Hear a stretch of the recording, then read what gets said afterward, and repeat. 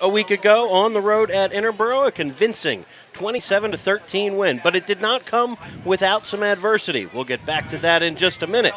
But with week 2 upon us, the Panthers will actually get another non-league game to get things started before diving into the Central League schedule. So tonight, on a humid, sticky night, the Panthers, for their first home game in 2022 at George L. King Field, are ready to tangle with the Tigers of Kensington for the first time in school history right here on havenfootball.net. Good evening, everybody. Brian Carroll bringing you play-by-play here in just a few moments. We are looking to go something a little bit different here and challenge ourselves and hopefully get a different wrinkle on the product that we've been bringing you since 2006. It's our first ever video broadcast, so thanks in advance to Andrew Kauffman and Mike Mayer for all the energy put into this to get things started. But in the meantime, we're going to do the best we can with some video. We will be broadcasting, however, as if this was an audio-only broadcast. I will tell you that I am going to call the game as we have for all these years since 2002, and if it's over-talking over the video, I'll apologize in advance, but we know some of you won't have video capability or can't sit in front of a screen for the full evening, but we will do the best we can to paint the picture, as we always have. And so with that in mind, Mike Mayer, just something a little different here at George L. King Field tonight. We'll start with this video broadcast and hopefully see more of the same from the Panthers, who piled up almost 360 rushing yards a week ago, looked very good offensively, brought that new offensive line into play, and the defense held a very talented running back in check for most of the night. No doubt about it. It was an excellent opening game, actually, for both teams. Interboro, I thought, was vastly improved over the year before. Wasn't enough to beat the Panthers. Panthers came out just basically, as the paper said, more of the same. So, it was a great opening night, and I just want you to know, with all this video that we've done and all this stuff that we've changed and everything else, I have scheduled my nervous breakdown right after the season is over. So, I'll be incommunicado by then. But no, seriously, this has been an interesting experience. We apologize for any of the errors you're going to see tonight. We will get better as we do this more and more. We hope to do it both away and at home, but we'll see how that goes. A lot of that's depending on our ability to get a decent signal when we're away. So, in any event, we are looking forward to tonight's game, first home game, and I expect some pretty good things. Kensington has had its problems. The Panthers are on a roll. And we'll see what they can do. It should be an interesting second game. That being said, Kensington coming off a 21-6 defeat to Collingswood, New Jersey a week ago, had some trouble offensively with some untimely turnovers. That was a scoreless game at halftime, and then the gates opened up a little bit in the second half with Collingswood scoring 3 times. Only 1 touchdown on the board last week for Kensington and head coach Stephen Quigley, but they were in the red zone 2 other times and turned the ball over. So, boy, they were neck and neck with Collingswood a week ago, and this will be the first time that Strath Haven in quite a while sees a spread offense. So, again, they handled it well a year ago. Saw a couple of them in the playoff run a year ago, but again, new cast of characters and seeing it for the first time this year will possibly bring them some challenges as Tigers will go shotgun spread, 4 wide receivers, and a talented quarterback or a pair of quarterbacks. We'll see maybe Jaden Perez along with Jason Slavinsky, a pair of seniors who may share time at quarterback tonight. Speaking of quarterbacks, the Panthers will christen a new one under center tonight. Sam Milligan out of the lineup tonight with an injury. We hope for good things in the weeks ahead for Sam, getting him back on the field. But tonight, it'll be Jake Kitchen under center in his first varsity start. Played in the JV game, 5 days ago, Saturday morning. And tonight will be under center with, again, a bevy of talented backs behind him and an offensive line that did enough last week. Well, certainly enough to pile up 358 yards rushing. All of that really accounted for the entire total offense last week. Yeah, they attempted to pass twice and ended up in runs. Yeah, Milligan thought better of it, didn't like what he saw downfield and took off. And that's going to be maybe the difference. I don't know much about Mr. Kitchen, and I don't know what his foot speed is like. I know the Panthers have depended on Milligan for those quick breaks and those outside runs where he has the option to throw it or run it. We'll see what what Coach Clancy does with Kitchen, and not having seen the JV game or any previous game he's been in, I have no idea what to expect. So we're going to be as interested by what happens as anyone else. But I think we're going to see a lot of typical Panther football, a lot of up the gut, a lot of quick releases, a lot of, student body lefts and rights, things like that. And I don't know that Mr. Kitchen's going to have an opportunity to take off with the ball, unless, of course, he has good speed and we just aren't aware of it, and we'll see it tonight. Anthony Crawford, your fullback, coming off 153 yards and 3 touchdowns a week ago. And you mix in Bobby Fuskas, Chase Nangle, Austin Connor, and perhaps some others as well on what, again, has turned into a pretty nice night. So the Panthers getting ready to make their way onto the field. They're getting set up over by the tunnel. New tunnel this year. New tunnel over in the west corner of the end zone. With smoke. Yeah, okay. Grand entrance. Have we got a picture of it yet? Yep, we got it. Good. Panthers in their all-black uniforms tonight with silver helmets. And, again, head coach Kevin Clancy in his 41st year of coaching overall, his 33rd at Strath Haven, and 333 wins. And 11 Central League titles, 12 district titles, and the only 2 state championships to come out of Delaware County since the playoff system was put in play in 1990. So Coach Clancy just doing what the Panthers do. Yeah. And again, a lot of good help from the assistant coaches as well. You can see on your screen tonight. We'll point them out as we see. But over on the far sideline are the Tigers of Kensington. But here come the Panthers, making their way out onto the field with the American flag. And the 12th man is here tonight. Not quite in full. The school year hasn't really started yet for the marching band, but they are the ones that are here bring a good energy for sure. And in full throat, as they say. Not even full throat yet. We're expecting more kids and a more crowded section here below us in the weeks ahead. But 2 more home games in a row before we hit the road again, and it'll be a lot of fun, and hope to bring you all the action with certainly audio and possibly more video here on havenfootball.net. So, as the captains start making their way towards midfield for the coin toss, we'll point out a couple of other games tonight. There's a few other games around District 1 that will allow players, families, and coaches to get a head start on maybe a longer holiday weekend upcoming. Cheltenham at Northeast is going on today. Abington and Council Rock North, Cardinal O'Hara and Chichester as well. Interborough and Pottstown, we'll get to that in just a moment. We'll take a pause here for the playing of the Star-Spangled Banner. Gridiron Club is a fundraising organization affiliated with the Football Parents Association.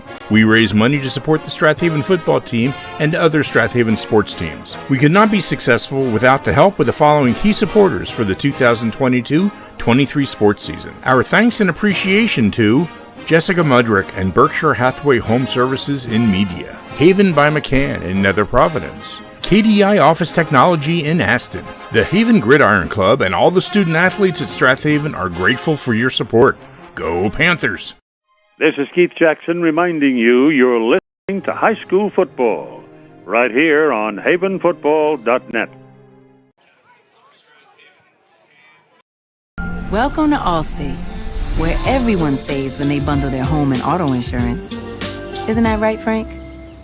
I saved 25%. Booyah. You protected your casa? Sure did. And the Frank tank? You know it. And now you're relaxing. I'm working from home. Sure you are. Save up to 25% when you bundle home and auto with Allstate. Your local Allstate agent is Steve Taub in Media. Give him a call at 610-566-3500. This is Keith Jackson. You're listening to high school football right here on havenfootball.net.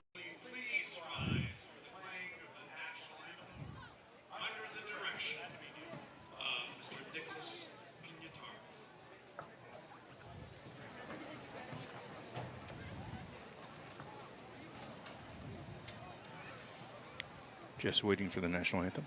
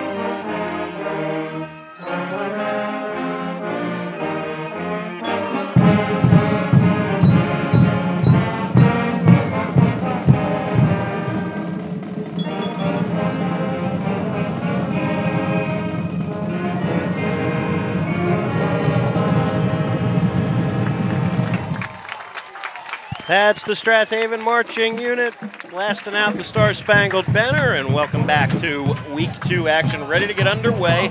Kensington has won the toss and will receive, moving left to right on the screen in front of you tonight. They are in their road whites with yellow helmets, yellow pants, and yellow numerals on those white jerseys. So we will do the very best we can tonight to give you the best, or the clearest look at the numbers. They are tough to read when it's yellow on white, but we will do the best we can and try to get all these names correct for you.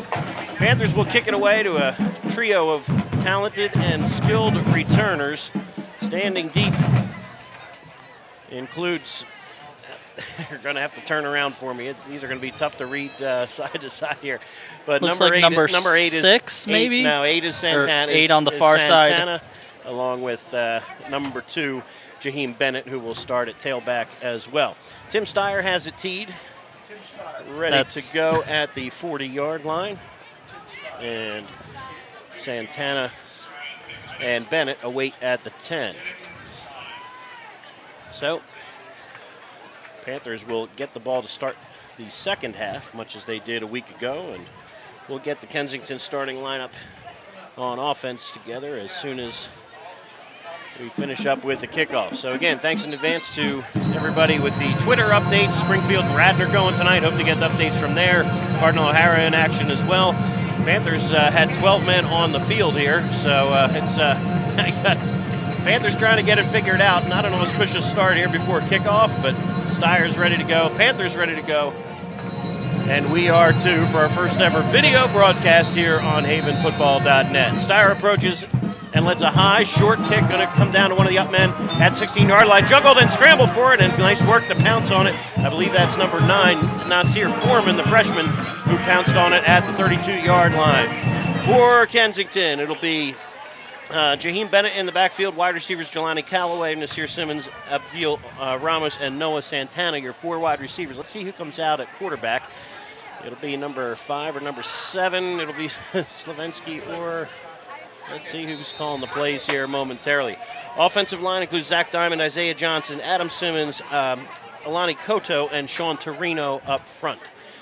All right. Shotgun look here, 4 wide receivers. 3 to the right of the formation at the bottom of your screen. Bennett is your tailback. And your quarterback is number 7, Jason Slavinsky. Slavinsky barks out the signals on 1st and 10. Give inside is to Bennett. He goes for a couple. Austin Connor got off his block and made first contact out at the 31-yard line. Brings up 2nd down and about 7. For the Panther defense tonight, Austin Connor, Ben Faribault, Jason Williams, and Vince Hales up front. Anthony Crawford and Marco Kauffman, your inside backers, Bobby Fuskas and James Fisher on the outside. Corners are A.J. Glavichik and Chase Nangle. Aiden Sutherland is your free safety. 2nd down and call it 7 as Bennett went for about 3. 3 wide receivers again. Slavinsky takes the high snap, now goes with an option look. Long pitch to the near side, and he's going to be wrapped up. Ball scramble for it. Let's see. And nice work there by Kensington to recover. Back inside their 25. They'll mark it at about the 23. Long toss there, and the cutback to Bennett did not go well. It looked like Jason Williams maybe jarred it loose. He'll check out of the game momentarily here on 3rd and long, but good work there by Williams.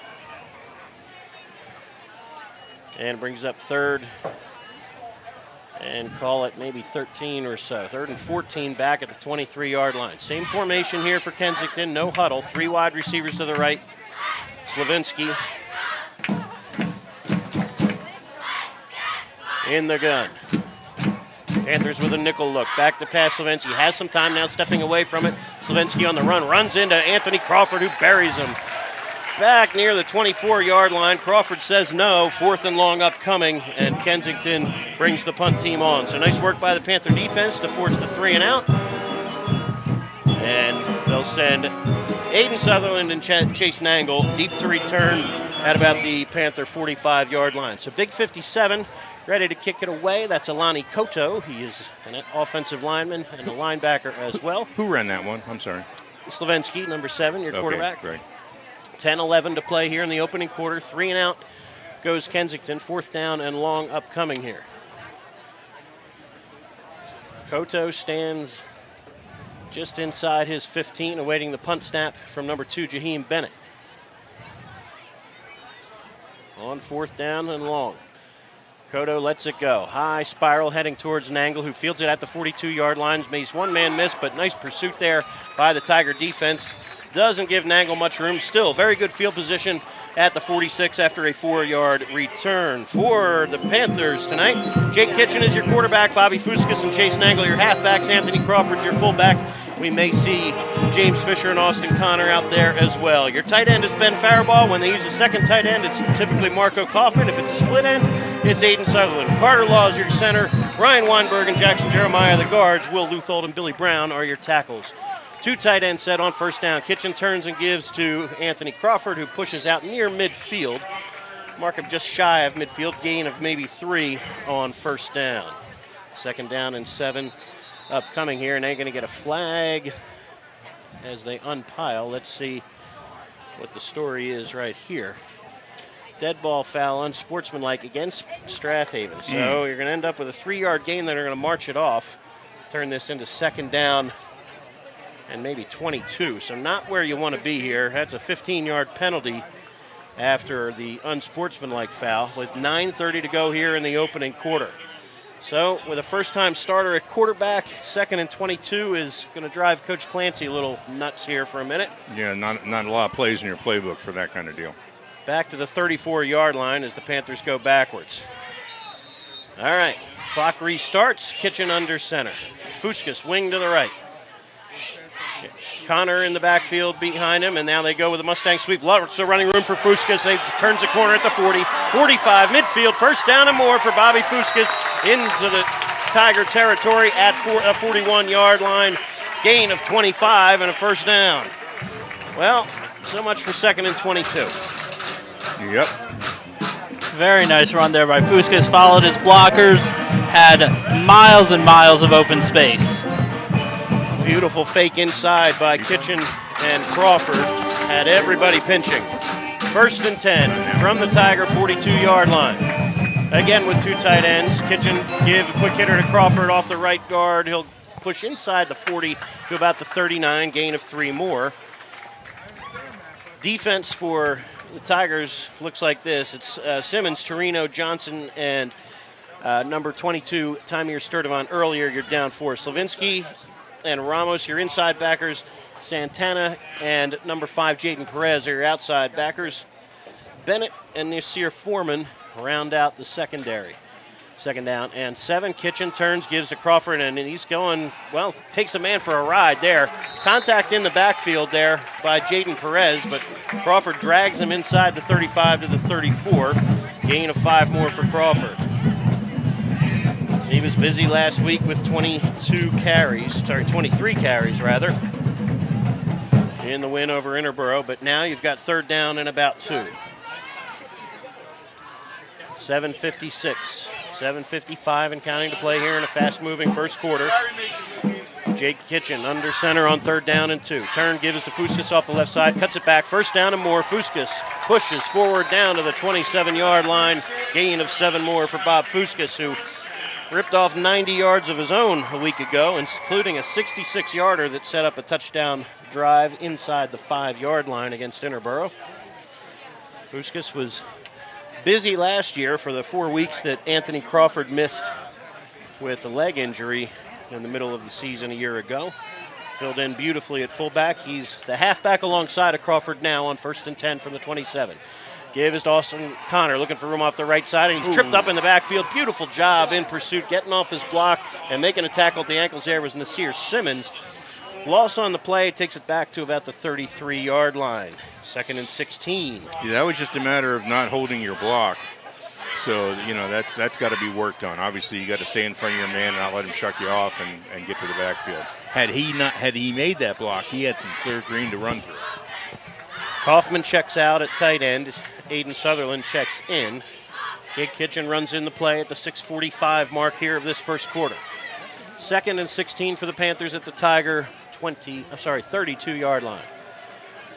2nd down, gave us Fuskas off the left side again, cuts it back, room in the secondary, cuts to his right, still on his feet. He's near 1st down yardage. See where they spot him down near the 16. We will see. But again, beautifully blocked there. They flexed Sutherland out at split end there. It's a little bit of a wrinkle, but they pick up the 16 he needs and a first down. Fuskas with 48 yards on his first 3 touches tonight. He'll get a breather for the moment as Chase Nangle checks in, wing to the right. Sutherland tight end to the left. On 1st and 10 from the 16. Counter crisscross inside to Nangle into the secondary. And an ankle tackle nicely done there by Big 62. Adam Simmons saved the touchdown as Chase Nangle rips off maybe 9 or 10 more. Nice work there on counter crisscross for the Panthers. It brings up 2nd down and a yard. First down? Looks like. First down and goal. Okay. So they give him 10. It'll be from the 7-yard line. Panthers with 4 cracks at it now. 1st and goal to go. Fuskas and Crawford in the backfield. Connor wing to the left. Give is to Crawford off left tackle and into the end zone. His 4th touchdown of the young season. Comes at the 5:39 mark, and the Panthers march it on down. A beautiful scoring drive, all of it on the ground. 6-0 Strath Haven in the early going. Nice work there by the Panthers, Mike. Yeah, no doubt about it. I mean, it was exactly the drive we won. We had that one bad play where we got trapped for loss of yards, and they made up for it. Tim Steyer on for the extra point. Ball spotted. Kick is away. It is long enough, and Steyer pounds it through. 7-0 Strath Haven. We'll be back in just a moment. Stick with us. You're listening live to High School Football on havenfootball.net.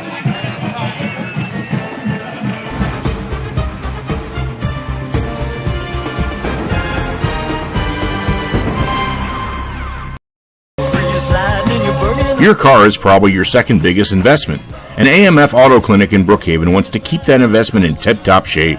AMF Auto Clinic has been maintaining automobiles since 1961, and they take pride in their work and in keeping your car in perfect running order. From inspections to general maintenance and repair, you can trust your auto investment to AMF Auto Clinic in Brookhaven. Call for an appointment today at 610-872-2167. Hi, everyone. This is Greg Murphy from the Phillies broadcast team, where high school football never sounded so good, right here at havenfootball.net. Welcome back to George L. King Field. Anthony Crawford's 7-yard touchdown run has put the Panthers on top 7-0 here with 5:39 to play in the opening quarter. Kensington looking to answer now. Tim Steyer has it teed up again. They've moved the returners up closer to the 20-yard line. Steyer booms one this time. He'll back everybody up, and it's going to come down to Santana at the 9-yard line. Up the right hash mark with a little bit of a lane, and takes it out to the 30-yard line before he's wrapped up by number 14, Evan Menaker. Slow to get up is Aiden Sutherland, so he'll hobble off momentarily here. And Panthers will have to go to another option here at free safety. Sutherland is going to take a knee. Yeah, they're going to ask him to take a knee on the field. This will give the Panthers a chance to check someone else in the game. Looks like Mekhi Clark will come in. And Aiden Sutherland will take a breather here. So Aiden came into the season already a little banged up, playing with a cast on that hand, as you can see. But now dealing with a lower body issue at the moment, so hopefully nothing too serious. 5:32 to play here in the opening quarter.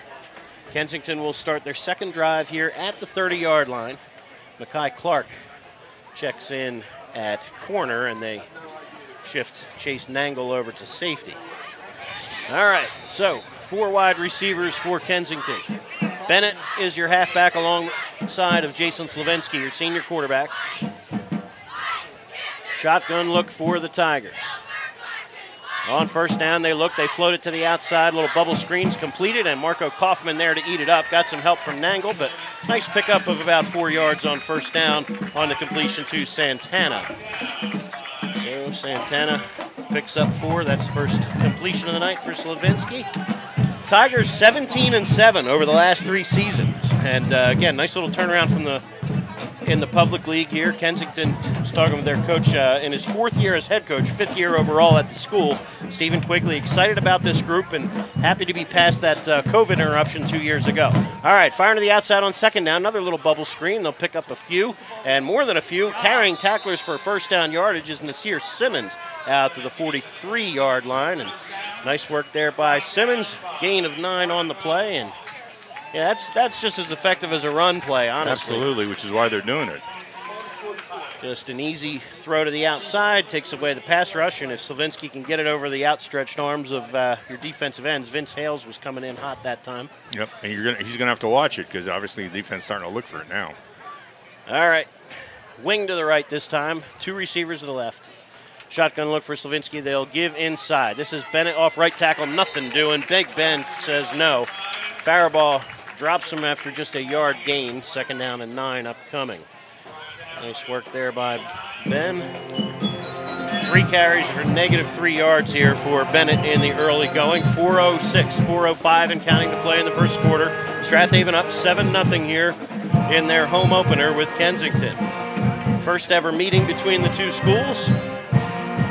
Slavinsky looking at the sideline, looking for a play. They're going to have trouble getting this play off here if they don't get in formation. This is dangerously approaching delay game here. Watching the back judge. Hand in the air now. Slavinsky needs to snap it quickly. On 2nd down and 9, they give it to Bennett one more time. Right up the middle, Crawford and Faribault again to meet him. 1 more yard, and it'll bring up 3rd down and 8. Who took that handoff? Looked like Bennett again, number 2, right? Brings up 3rd down and 8 from the 46. Again, no huddle. They're looking for the plays to be called in from the sideline. Checking into the game now, number 22, Tamir Sturdivant early at running back. That handoff got bobbled, too, which was lucky they didn't drop it on the ground. All right, 3 wide receivers for the Tigers to the right of the formation. Slavinsky put Sturdivant early on his right hip. For 3rd and 8 here. They roll to this near side. Slavinsky, heavy pressure from the backside. Pressure coming, and they've got him. Down he goes, sacked inside the 40. Thanks to Austin Connor, his first sack of the season. And big 35, the converted corner from the last couple of years. Now he's lining up at defensive end and using some speed there to track down Slavinsky. Brings up 4th and long, back at the 40-yard line. Nicely done there by Austin Connor, and very good coverage as well. So 4th and about 14 now. Nangle and Jake Kitchen stand deep to return punts now as Aiden Sutherland still being worked on the sideline here. Alani Koto awaits the punt snap. Clock ticks, 2:03, 2:02. Hand in the air now for the back judge. They'll need to snap this one quickly. Koto gets a good snap. And in the line drive angling for the far sideline. Panthers going to get away from this one. Takes a nice roll for Kensington inside the 30 and out of bounds at the Panther 26-yard line with 1:46 to play here in the opening quarter. Long field in front of the Panthers. But we'll keep it right here. 1:46 to go here. We're just practicing. Yeah, it's nice little music. I can sing along maybe. All right, Kitchen from the far hash has the Panthers set up with 2 tight ends.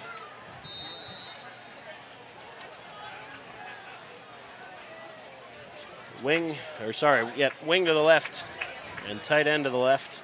It's flexed out just a bit. They go to Fuskis, and one more time. Lots of room off this near side. Stiff arm at the 30 and dragged down. Nicely done right there by number 8, Santana. Saved them big trouble. Fuskis picks up 10 more.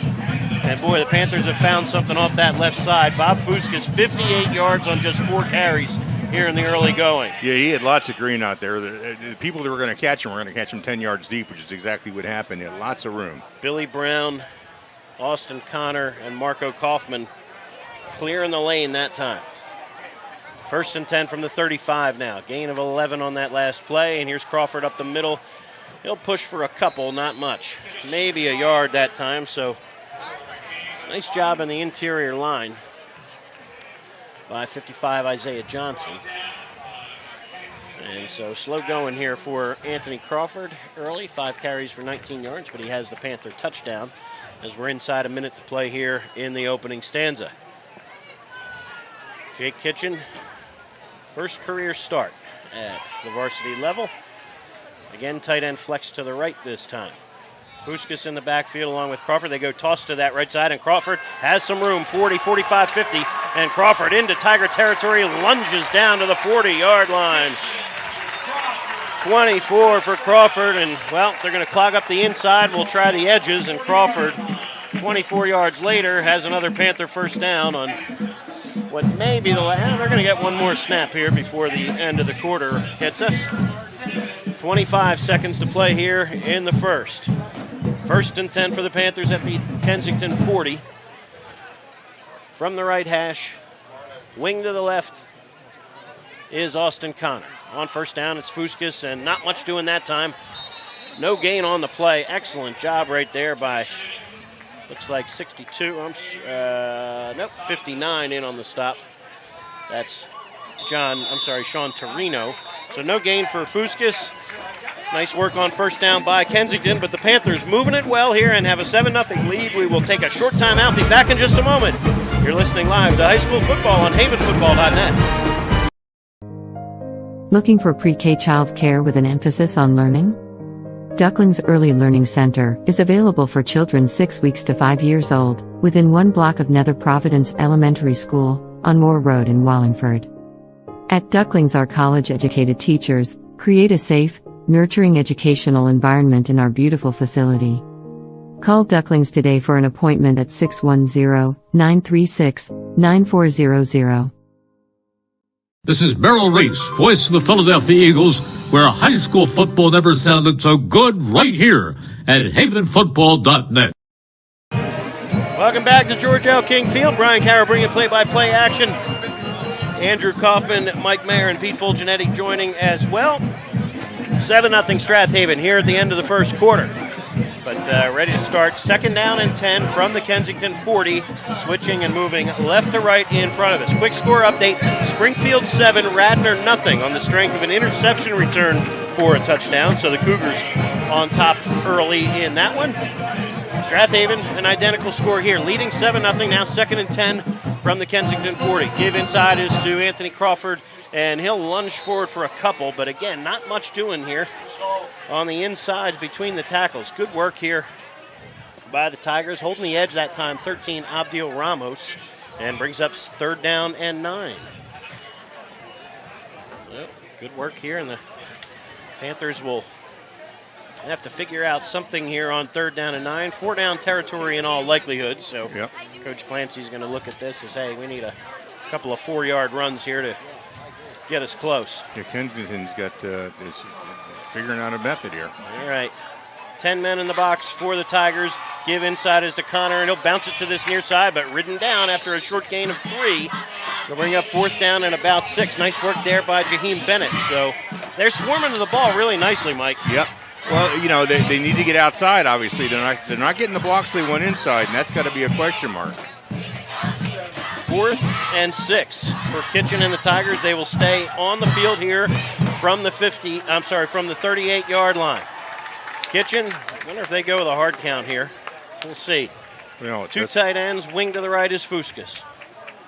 Hard count indeed, and there's a free 5. This will turn it to 4th and 2. Nice work here by the Panthers to set them up for 4th and short. In all fairness, that wasn't very hard. Well, that looks like the first call that Kitchen made. Yep. They jumped. It's the first time they've gone with any kind of a long count here. Right. So 4th and 2 from the 37. Kitchen brings the offense to the line again. Connor in the backfield with Crawford. Juggles the snap, fumble, and the Panthers will turn it over on down. So there's one way to disrupt it. So Connor comes out with it and nullifies any kind of defensive return. But either way, Kensington will hold, and the Panther offense stalls at the 37. So that's a shame for the Panther offense here, a little self-inflicted wound. So 10:22 to play here before halftime, and Kensington has to feel good about this. This is their best field position of the night and trail by just 1 score. Yep. All right. Panther defense will have to come up big again. Nangle in at free safety as Aiden Sutherland still being tended to on the sideline. 2 wide receivers. Empty backfield now. They go 5 wide. 2 to the left of the formation, 3 to the right. Empty backfield for Slavinsky, who's back to pass on 1st and 10. Looks, steps up in the pocket, and Vince Hales has got him. The sophomore slings him down at the 31-yard line. Loss of 3 on the play, and first varsity sack for Vince. Well done, young man. 2nd and 13 upcoming. Second sack of the night for the Panthers. On consecutive plays here. Now timeout for Kensington. They'll talk it over with 10:02 to play here before halftime. 2nd and long upcoming when we come back on havenfootball.net. Selling or buying a home is serious business, and for serious business, the key to your success is to work with an experienced agent. Sandy McCulley has over 20 years of real estate experience and is a seller representative specialist as well as a certified residential specialist. Sandy specializes in Delaware County real estate. Sandy conveniently works out of the Media Berkshire Hathaway Home Marketing Center in Media. Let Sandy's experience be your advantage in today's multifaceted real estate market. Give Sandy a call at 610-368-6641. This is Merrill Reese, voice of the Philadelphia Eagles, and you're listening to Back. Welcome back to George L. Kingfield. 2nd and 13 here from the 32-yard line.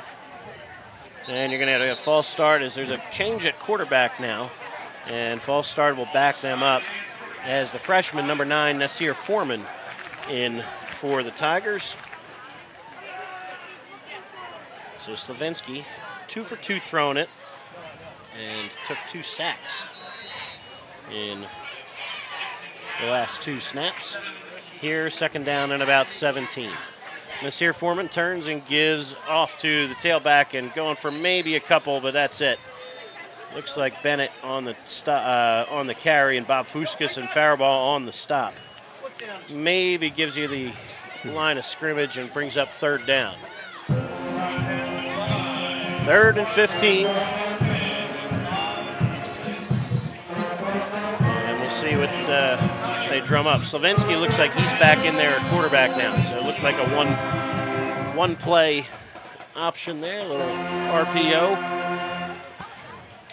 9:25 and counting to play here in the first half. 7-0 Strath Haven. Slavinsky back on the field now, 3rd down and almost 17. 3 wide receivers to the right, 1 to the left. Hard count, and that time, hey, turnabout's fair play, right? Nice work there with the hard count, and the Panthers jumped this time, returning the favor.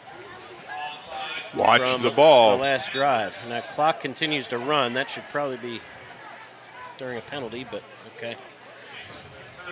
All right, 3rd down and 11. Jason Williams checks out. Anthony Crawford jumps in at the nose tackle spot as the Panthers go with a nickel look. 4 wide receivers. On 3rd and long, back to pass to Slavinsky. Heavy pressure coming from Hales, and he's got hit as he throws. It's deflected and caught. Beautiful delivery, taking the hit and making a great catch. And taking a hit on the other end is Nasir Simmons. He has himself a 1st down out at the 48-yard line. Beautiful delivery from Slavinsky, who was popped by Hales. Absolutely. And they'll put it out at the 47-yard line, and a good catch by Simmons, his 2nd of the night. Gain of about 20 on the play. There's 16 on the play. Here we go. 1st down from the 48-yard line. Bunch formation to the left and looking to his right now. Down the seam he goes. Has a man out there. It's caught. Big hit by Nangle. Popped the helmet off a man at the 32. But a terrific catch. Holding on to that one is Abdul Ramos. Just good football here. Beautiful throw and catch. Terrific hit. Everybody did it right that time. Of course, the defensive coordinator is saying, boy, how are they completing that down the seam. At the 34-yard line. Gain of 18 more. First catch of the night for Ramos. Slavinsky getting hot here. 4 for 4 throwing it. No huddle look. 3 wide receivers to the left, 1 to the right. And the Tigers seem to have found their rhythm inside of 8 minutes to play here in the 2nd quarter. Slavinsky's going to keep it himself. Quarterback sweep to the left and nothing doing that time. Austin Connors says no. Drops him back at the, forward progress. We'll give him the 37. Generous there, so loss of 3. Brings up 2nd down and 13. Panther defense bending just a bit here on this drive as we're at the 7:20 mark of the second quarter.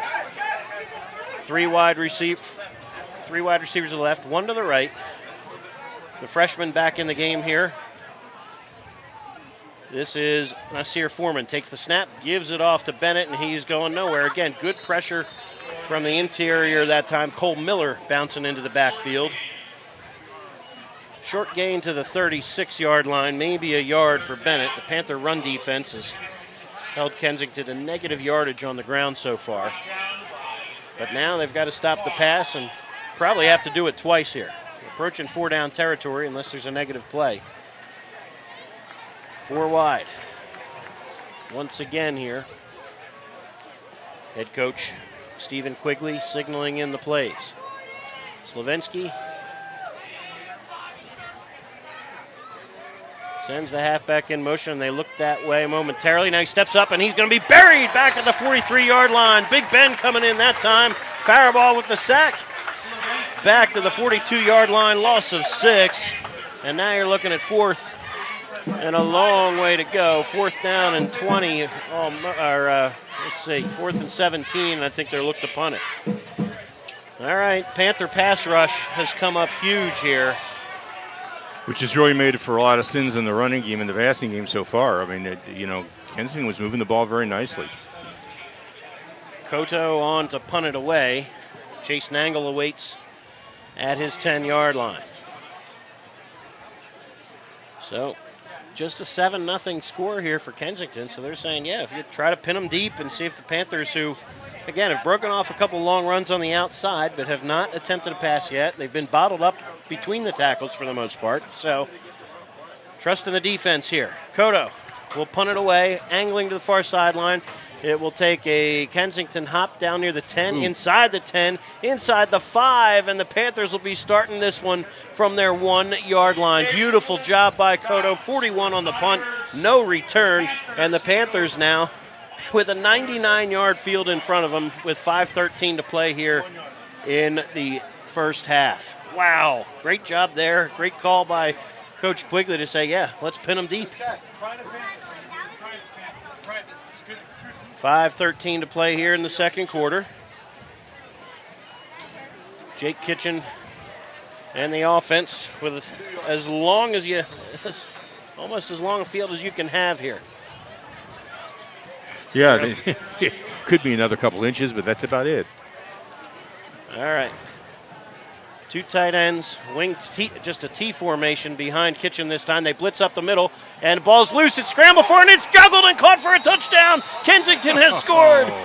A-gap blitz blew up the play. Kitchen lost the football on the exchange, and Kensington with a chance to tie or take the lead at the 5:08 mark of the second quarter. Unbelievable. Oh, my. Touchdown, Kensington. I did not even see. I don't know if a replay would give us a look here. But I saw it bounce up. As to who recovered the fumble. But Panther offensive line just could not hold them back. So now here's Koto on for the extra point and the chance to tie it at the 5:08 mark. Now their Tigers trying to run their 11th man onto the field here. But we'll see if the replay might tell us who came up with that fumble. All right, now Tigers might need to use a timeout here. This is, you're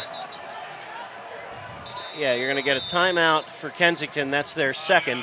And we'll take a short timeout with them. Stick with us. Be back in just a moment. Glad you're listening live or on the archive. Got a tight one here at George L. King Field. Tigers and Panthers in a catfight on havenfootball.net. Do you have slow-running drains? Are you thinking about selling your home or property? If so, go to scarpignotoplumbing.com and schedule a technician. They are the area's only small plumbing company to offer in-house trenchless sewer and water main repairs. They also offer sewer lateral certifications for the surrounding communities. From faucets to water heaters, they can handle all your plumbing needs. Give them a call at 484-832-5566. This is Keith Jackson reminding you you're listening to high school football right here on havenfootball.net. Kensington has recovered a fumble from the 1-yard line. and scored a defensive touchdown here at the 5:08 mark. On for the extra point is Abdil Kodo, whose 41-yard punt set up this momentum here for the Tigers and disaster for the Panthers. Here we go. High snap, ball spotted, kick is blocked. Right up the middle goes Big Ben, and he blocks it and will hold the Panther lead at 7-6. So what do you think, Mike? I'll tweet out the update. Go ahead. Yeah, no, this is the kind of thing when you let teams just hang around and there's a mistake. You do have a new quarterback. There's a lot of pressure. You're obviously in a goal line stance if you're Kensington because you got the Panthers on the 1. Defenders smell blood when they see the end zone, right in front of them, and they're going to push and pull and strip and do everything they can to try to loosen that ball, and that's exactly what they did. Caught the Panthers unaware.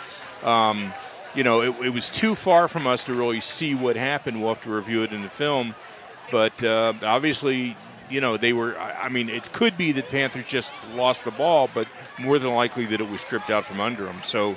You got to be aware of all those kind of potential things when you're, when you've got your back up against the wall like that. All right, so Tigers will kick it away here with 5:08 to play before halftime. Again, Strath Haven will start the second half receiving the kickoff, but they'd, of course, like to put some more points on the board before the break. Quick other update over at Springfield tonight, 15-0. Springfield on top of Radnor now. All right, here we go. 5:08 to go here in the first half. Here's a line drive kickoff, fair catch signaled for and made at the 40-yard line or 30-yard line for Marco Kauffman. So the Panthers with decidedly better field position than a moment ago inside their 5, but trying to get the offense going here. Last 2 possessions for Haven stalled out on downs inside or near the 30-yard line, and then the fumble after 1 snap in the end zone. All right, here we go. Jake Kitchen under center, 2 tight ends, and a little bit of adversity here for the Panthers. Aiden Sutherland's still on the sideline. Panthers without Sam Milligan. So a couple of injuries to key players here has them having to do something a little bit different now that Kensington's just used their 3rd time out here. So you know what? We'll take one with them. Be back in 30 seconds. See if the Panthers can drum up a big drive here before halftime. Stick with us. Thanks for listening. Live or on the archive on havenfootball.net. The Swarthmorean Weekly newspaper has partnered up with havenfootball.net. The Swarthmorean was established in 1893 and is a true community newspaper and covers the Wallingford-Swarthmore School District as well as events in Swarthmore, Wallingford, and surrounding communities. Get your copy every Friday at 320 Market or Swarthmore Co-op or call 610-543-0900 for a mailed subscription. For all the local news, read the Swarthmorean every week. Hey fans, this is Todd Lights, public address announcer for the Los Angeles Dodgers, and you are listening to high school football right here at havenfootball.net. First and 10 from the 30-yard line. Toss play. Just looking for room here is Crawford, and he'll lose a couple. Swarming defense here for the Tigers, and they are pulling no punches. We're going to put 10 men within 3 yards of the line of scrimmage and see if we can just outnumber you here. Crawford loses a couple, brings up 2nd down and 12, and the Tigers building some momentum here. Panther offense, Crawford and Fuskas have combined for 100 yards on the ground, but not much else beyond that. 2nd down and 12. Panthers, quick hitter up the middle. This is Crawford pushing for maybe a yard. Maybe a yard. It's going to bring up 3rd down and 11. Is nice work there by number 22, Tamir Sturtevant early. 3rd down and 11 as Panthers continue to be bottled up here in this second quarter. Boy. Nice defensive adjustments here for Kensington. Clock ticks, 4:07 and counting. And Coach Clancy's going to call timeout. Yeah, I was going to say, give him. Let's keep the defense off the field for a minute. Give them a breather. We'll keep it right here and see what they can come up with here, Mike. You're deep in your own territory. Your quarterback has not attempted a pass just yet. Do you dare try something here? Well, I don't know. I mean, with a 7-6 game, you've got, and to sit there and start to challenge a quarterback not knowing what his expectation is. JV ball does not throw a lot of passes by its core. So, it's not a big passing game. And right now, Haven's really got to try to establish their run. I don't know what happened to their end sweeps and stuff, but they seem to be wanting to pound it up the middle for some reason. They're just not having success. And when I say up the middle, primarily over the tackles. And it's just not working for them, and I'm not too sure what the answer is to that. All right, Panther offensive line needs a push here on 3rd down and 11. 4:01 to play here in the second quarter. Jake Kitchen breaks the huddle with Chase Nangle as a wing to the right. Connor and Crawford in the backfield on 3rd down and long. Play fake, back to pass for the first time. Has a man wide open. It's Nangle. How about that for your first pass? It's going to go 70 yards for a touchdown as Nangle cruises on in. He was open by 20 yards, and Kitchen hit him on the button. The Panthers answer quickly and big. That was big. I mean, when he went back for a pass, I thought, oh my goodness. Nice blocking up front here. The play fake sealed or froze everybody on the Kensington defense. Sideline warning here against Strath Haven as they got a little excited. Coach Clancy not pleased with his sideline right there, but the kids got excited on that 70-yard pass. And my goodness. Kitchen to Nangle for 70 and a score. Nangle's first reception of the season. Well, first reception of any kind for the Panther receiver. First pass of the season. Look at what his average is going to look like. Well, here we go.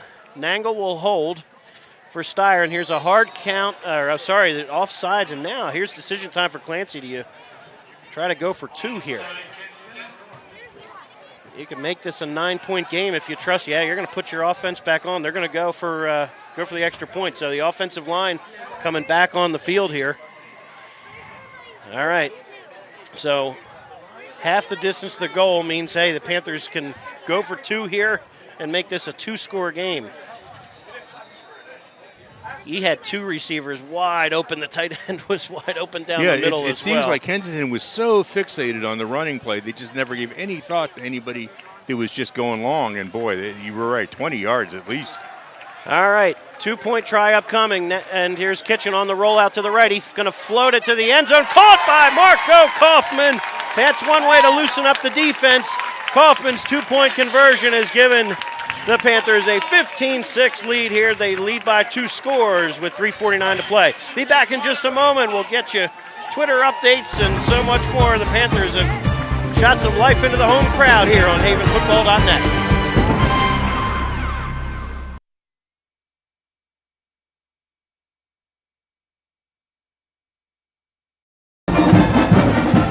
Looking for a way to reach families in the Wallingford-Swarthmore area as well as surrounding communities? Our football games are not only broadcast live, but they are also fully archived for 1 year, so our listeners can tune in at their leisure 24/7. Go to www.havenfootball.net and contact us for information on advertising on our Panther Broadcast Network. Link your company to the fun and excitement of Strath Haven football.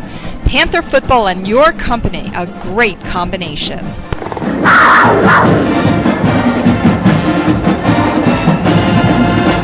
Hello everyone, I'm Ron Jaworski, former Philadelphia Eagles quarterback, and you're listening to high school football right here on havenfootball.net. Welcome back to George L. King Field, where Kensington just had a good bit of momentum there. A defensive touchdown and then a 3rd and 11. And Jake Kitchen comes up big. 70-yard scoring pass to Chase Nangle, and the Panthers lead it 15-6. Steyer with a high, short kick. It's going to come down to the freshman Foreman, who makes the catch and then takes a quick knee with Dan Lash flying down in his lap there. So Foreman probably would have been safer to call the fair catch there than risk the hit. But, again, nice field position here for Kensington, trailing by 9. But we'll start here at their 33-yard line and try to answer a big-time throw and catch from the Panthers. No timeouts remaining here for the Tigers with 3:46 to play here in the second. As nice work also there by Jake Kitchen on the rollout on the 2-point conversion. Gives them the 9-point lead. 3:46 to play here in the second quarter. Slavinsky for Kensington in the shotgun. He's 4 for 4 throwing it. Has been sacked 4 times. 4 wide receivers, 2 to either side as he takes the shotgun snap. Looking, all sorts of time this time. Steps up, fires deep down that far sideline. Has a man out there, and then A.J. Glavichik, almost picked it off.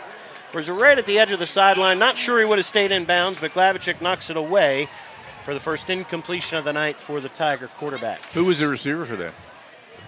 Looked like Santana was out there. I don't know. We'll have to see. We'll use that. But brings up 2nd and 10, and Slavinsky had a lot of time to throw at that time. The Panther front 4 has been getting good pressure most of the night.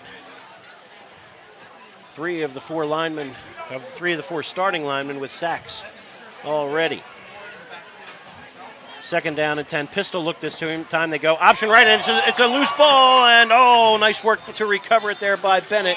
Huge loss on the play with Austin Connor bearing down back at the 25-yard line. So loss of 8 on the play brings up 3rd down and 18. That option toss, boy, there's a lot of distance there. That's a long way to pitch it. We've seen that a couple times tonight, and it's not gone well. 7 carries for negative yardage here for Bennett. He's had a couple of fumbles that have backed them up. 3rd down and almost 18. Nasir Foreman, the freshman, in the pistol here. Bunch formation to the right. Single receiver to the left here. It's Slavinsky. Foreman backs up, and you're going to get a false start here. Panthers saying, yeah, and then the referee agrees. Yep. Foreman clapped his hands and moved backwards as if to receive the snap, and that's essentially false start on the quarterback. All right, so he'll check back out. Slavinsky back in, 3rd down and 22. All right, well, Kensington's come up with some big pass plays tonight. See what they can do right here. 3 receivers to the left, 1 to the right. Panthers will rush 4. Crawford with his hand in the dirt here as the Panthers with a nickel look. Back to pass. Slavinsky looking, steps up, hit as he throws, gets it away, and it's going to be intercepted. Glavichik got it and is inbounds this time. A.J. Glavichik out near midfield, but he has himself his first pick of the young season. And the Panthers force the turnover. And now with 2:22 to play before halftime, a short field in front of them and a chance to go up by 3 scores. All right, see what the offense can do here. As Panthers going to deal with another little injury issue perhaps as Austin Connor comes off a little worse for the wear. But Jake Kitchen brings in the play. 2:22 to play here before halftime. Panthers looking for more after A.J. Glavichik's INT. Tight end to the left is Faribault. Kauffman to the right. On 1st and 10. Wing T behind Kitchen. He's back to pass. Looking. Has time momentarily. He's going to fire on the run. Underthrown. Coming back to it at an angle. And just couldn't get there. Incomplete. It falls. And Kitchen couldn't get it to him early enough. He was open early, but pressure up the middle there meant he was a little too far downfield there for him to get it. And running and throwing on the run is a talent that you need to develop. It is very hard if you can't plant and get your body behind that throw. And Kitchen is not a big guy, so he really had to have a lot of arm strength to make that work, and it fell a little short. 2nd down and 10 from the 47. Panthers will try it again. Wing to the right is Fuskas. On 2nd down, give us to James Fisher, his first carry of the night, and he'll be belted. Took some punishment for that 3-yard run, but it brings up 3rd down and 7 as the sophomore gets his first varsity carry. Number 7's from Kensington's getting up a little wounded there. Slavinsky, that's your quarterback as well, Yep. so hopefully he's okay from the Tigers' perspective. 3rd down and 7 now. 1:45 and counting to play here in the first half. Panthers looking to add to a 15-6 lead. Wing to left is Nangle. They go counter crisscross. This is Nangle with some room on the cutback. He's got a first down across the 35, carrying tacklers, and Chase Nangle down to the 29-yard line. Gain of 17 and a Panther first down. Well, Nangle has caught it once for 70 yards, has run it twice for 27 more. hurry-up offense here for the Panthers. 1st and 10, T formation, Kitchen, and you're going to get flags all over the place. I think you got too many men on the field here for Kensington here. They had 2 guys trying to run off. Which, if that's the case, they should have let the play continue, frankly. Yep. So this leads me to believe they may call false start here or illegal formation. That's what they're leaning towards. Or do you go, it offsets and they redo the whole thing? Because if you're in illegal formation and there's 13 guys on the field for Kensington, let's see. Illegal shift. Oh, no. Okay, illegal substitution is the call. All right, so on the defense, so brings up 1st down and 5. They will march this forward to about the 24-yard line. All right. Panthers with the clock on the move here. 1:12, 1:11. Panthers have 2 timeouts in their pocket. Wing T behind Kitchen. Back and give to the near side, and Angle makes one man miss in the backfield, spins his way forward, and he is punished again. Big-time hit there by Big 57 Kodo, but again, forward motion for momentum buries him down into the 17-yard line.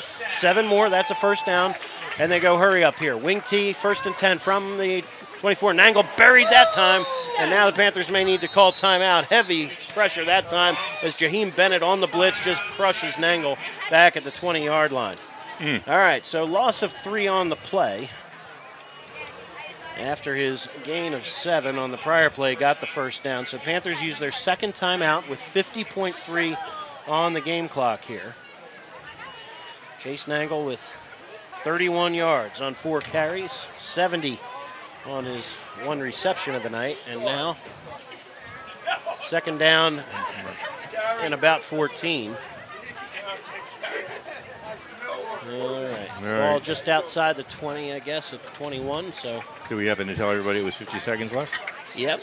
I was busy doing my stats, which I have completely screwed up. I'm going to have to work at halftime to try to figure out what I did here. All right. Nangle checks out. Austin Connor checks in. As the Panthers with 1 timeout remaining. Kensington with no timeouts. And my guess is Kensington brings the house again. They're going to send 8 or 9 guys through unless Panthers can maybe pop something to the outside. This is where a screen pass can really work wonders, but we don't have a screen pass. Student body right. They go heavy, overloading that left side, and they go toss play to that side, and lots of room here for Crawford. They've got everybody blocked, and Anthony Crawford will take it on in. Oh, we just said we'll put more guys than you have over there, and 21 yards later, Anthony Crawford's in for the 2nd time tonight. Great play call, and there was just no defensive adjustment over there.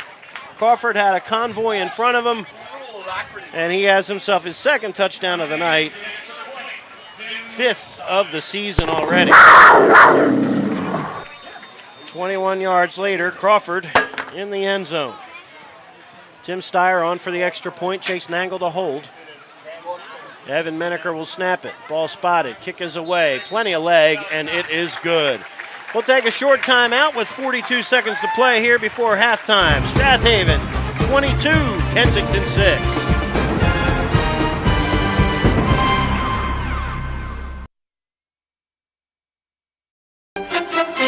After the game, don't forget to check out the best high school football website, havenfootball.net. You'll be able to check scores around the Central League, as well as key teams throughout Pennsylvania in the PIAA system.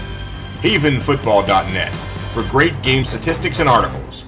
If you're into Haven football, or simply high school football, there is no better place to be than havenfootball.net.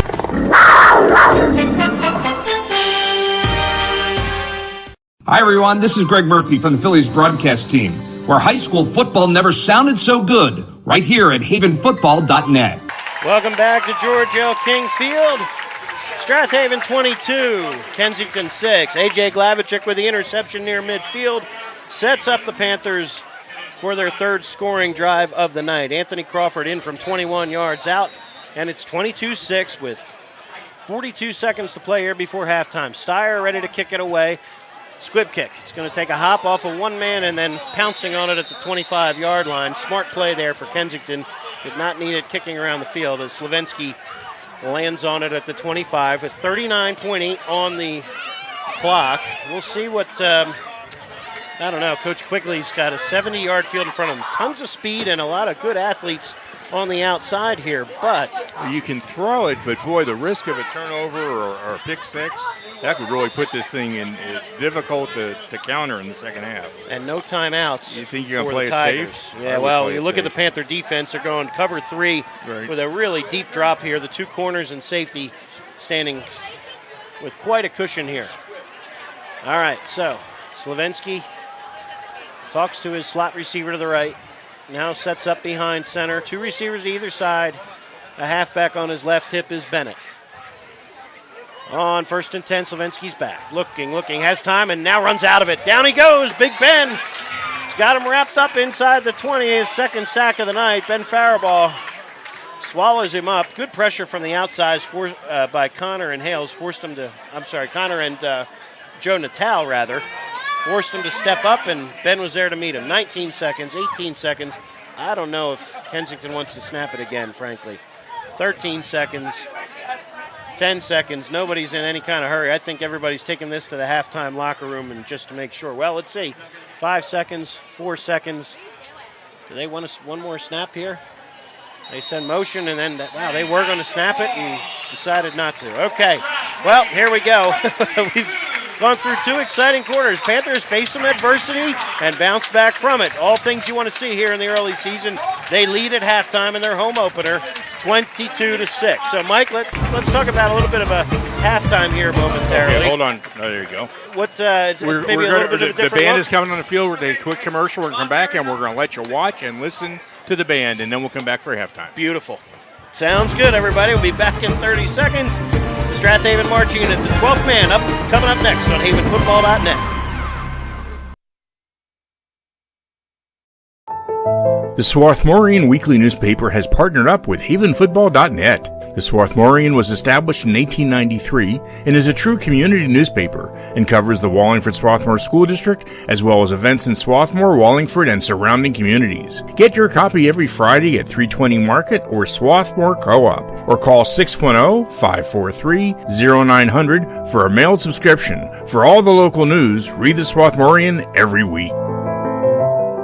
Hey fans, this is Todd Lights, public address announcer for the Los Angeles Dodgers, and you are listening to high school football right here at havenfootball.net.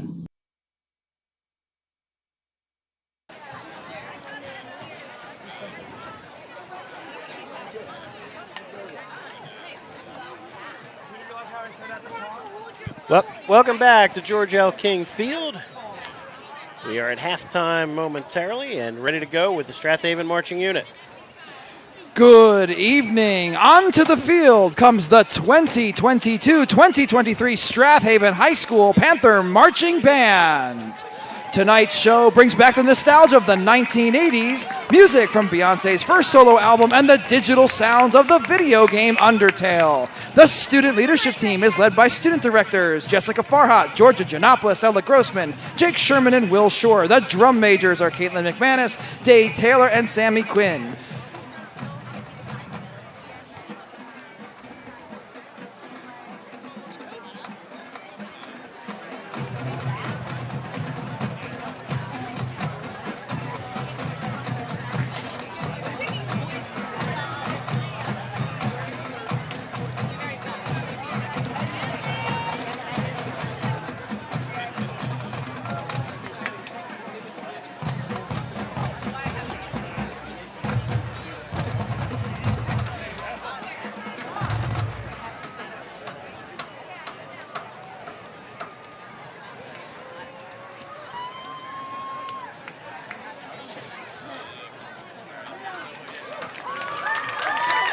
We take you back to 1986 with Rocky Balboa training and climbing mountains in the film Rocky IV. The Panther Band brings this John Cafferty tune to life with this power ballad, Hearts on Fire.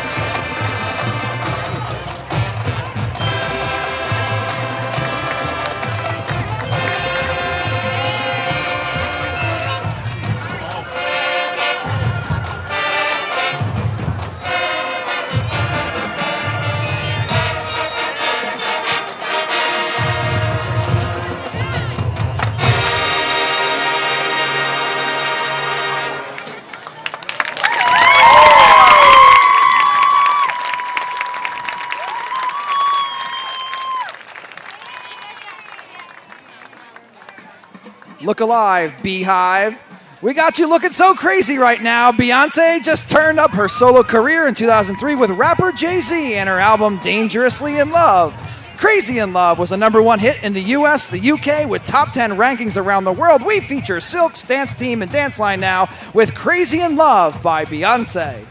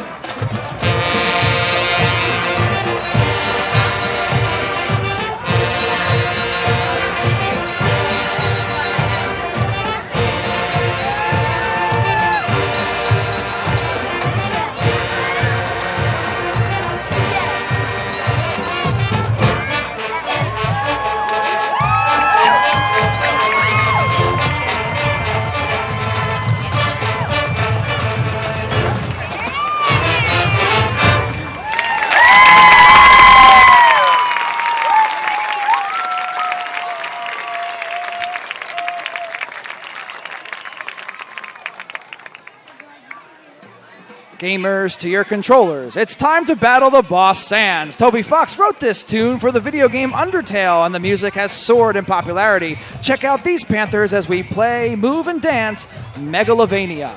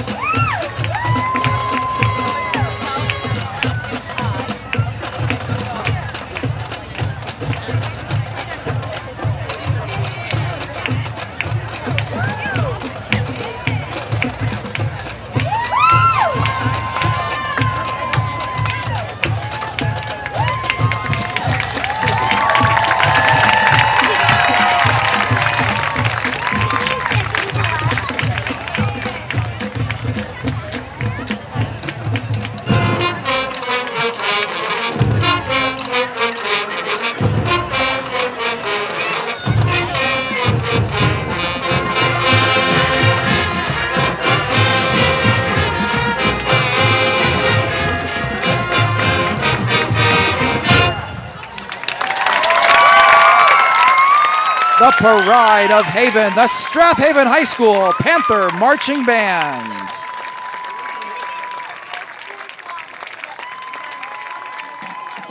The band is under the direction of Assistant Band Director Haley Lombard, Instrumentalist Instructor Allison Williams, and Drumline Instructor Gustin Rudolph. Kelly Caulfield directs the band front with Silks Instructor Aria Boris, Dance Team Instructor Gigi Ianello, Dance Line Instructor Valerie Schliega. Student Teaching Assistants are Elizabeth Marino and Erica Westcott. For the Panther Band, I'm Nick Pignataro. Have a great evening, a happy Labor Day. Let's go Panthers!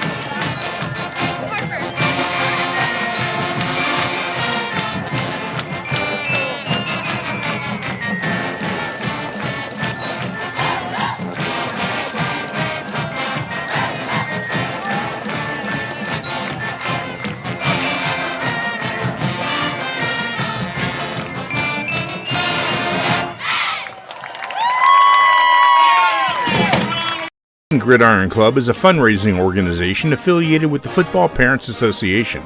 We raise money to support the Strath Haven football team and other Strath Haven sports teams. We could not be successful without the help of the following key supporters for the 2022-23 sports season. Our thanks and appreciation to Jessica Mudrick and Berkshire Hathaway Home Services in Media, Haven by McCann in Nether Providence, KDI Office Technology in Aston. The Haven Gridiron Club and all the student athletes at Strath Haven are grateful for your support. Go Panthers! This is Keith Jackson reminding you you're listening to high school football right here on havenfootball.net. And welcome back to Strath Haven High School, where the Panthers are leading 22-6. You just saw a great halftime show by the world-renowned, that's probably a little bit of exaggeration, Strath Haven Marching Band, certainly county-renowned and state-renowned. We're going to do a quick halftime show because that took up a lot more time than we thought. Pete, you got some observations you want to make? Well, one observation is this Kensington team is very scrappy and very good along the line. Hold on for a second, Pete. We lost your mic. You lost my mic. Okay.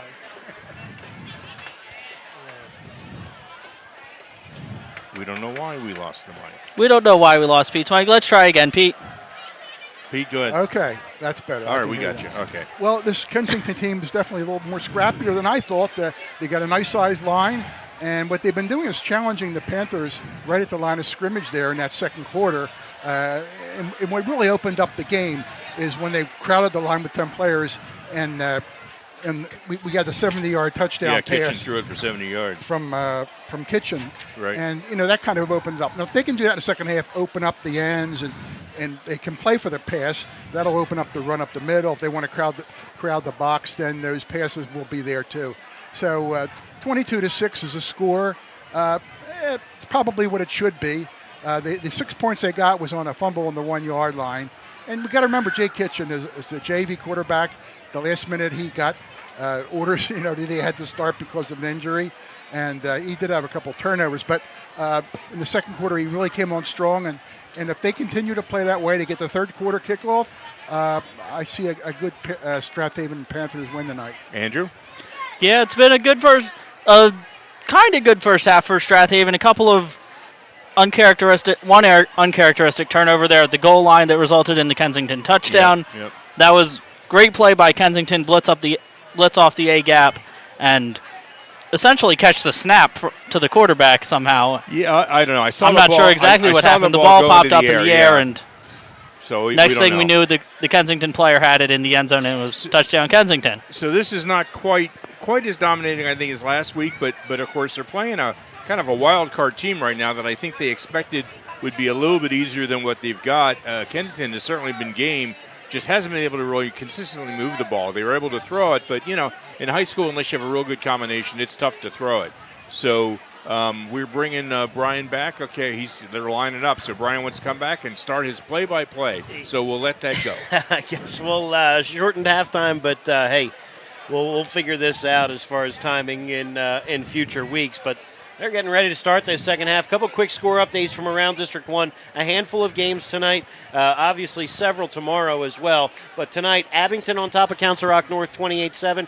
Cardinal O'Hara and Chichester are scoreless. Interboro bouncing back in a big way. They lead 35-0 over Pottstown, so you've got a running clock up there in Pottstown tonight.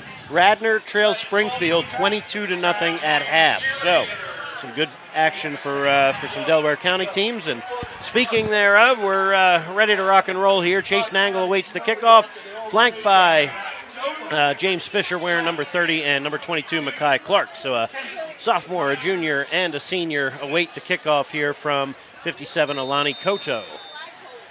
Second half action ready to begin. Strath Haven 22, Kensington 0. Panthers looking for good field position and perhaps a good scoring drive to start. It's going to squib kick. It's going to come down, juggled momentarily by Kauffman at the 30. Steps away from one man. He'll bang his way out near the 40-yard line, delivers the blow, and the Panthers will get it started here at about their own 38-yard line. And this is unfortunate. We've got a Kensington player down at the moment. I don't know what happened here. This is back at the 45-yard line. Something off the ball, non-contact. Right. This is away from the which ball. Which is always not – yeah. You never want to see any type of player go down off the ball, non-contact. That's always generally when the worst injuries happen, it seems. Yeah, this is not good for the freshman, number 9, Nasir Foreman, who, he's writhing in pain. Yeah, he's 12 yards off of where any Strath Haven player even lined up. They kicked from the 40.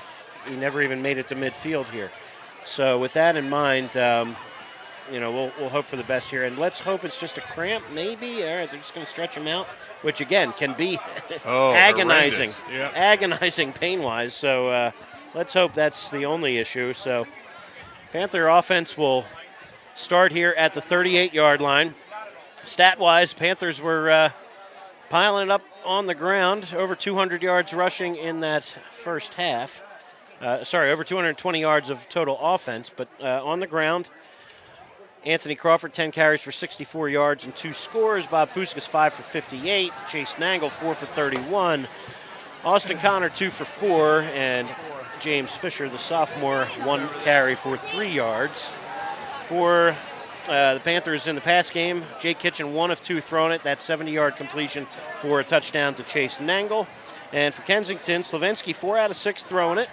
Was sacked 4 times, and those were killers. And on the ground, Kensington with negative rushing yards I have 12 total attempts.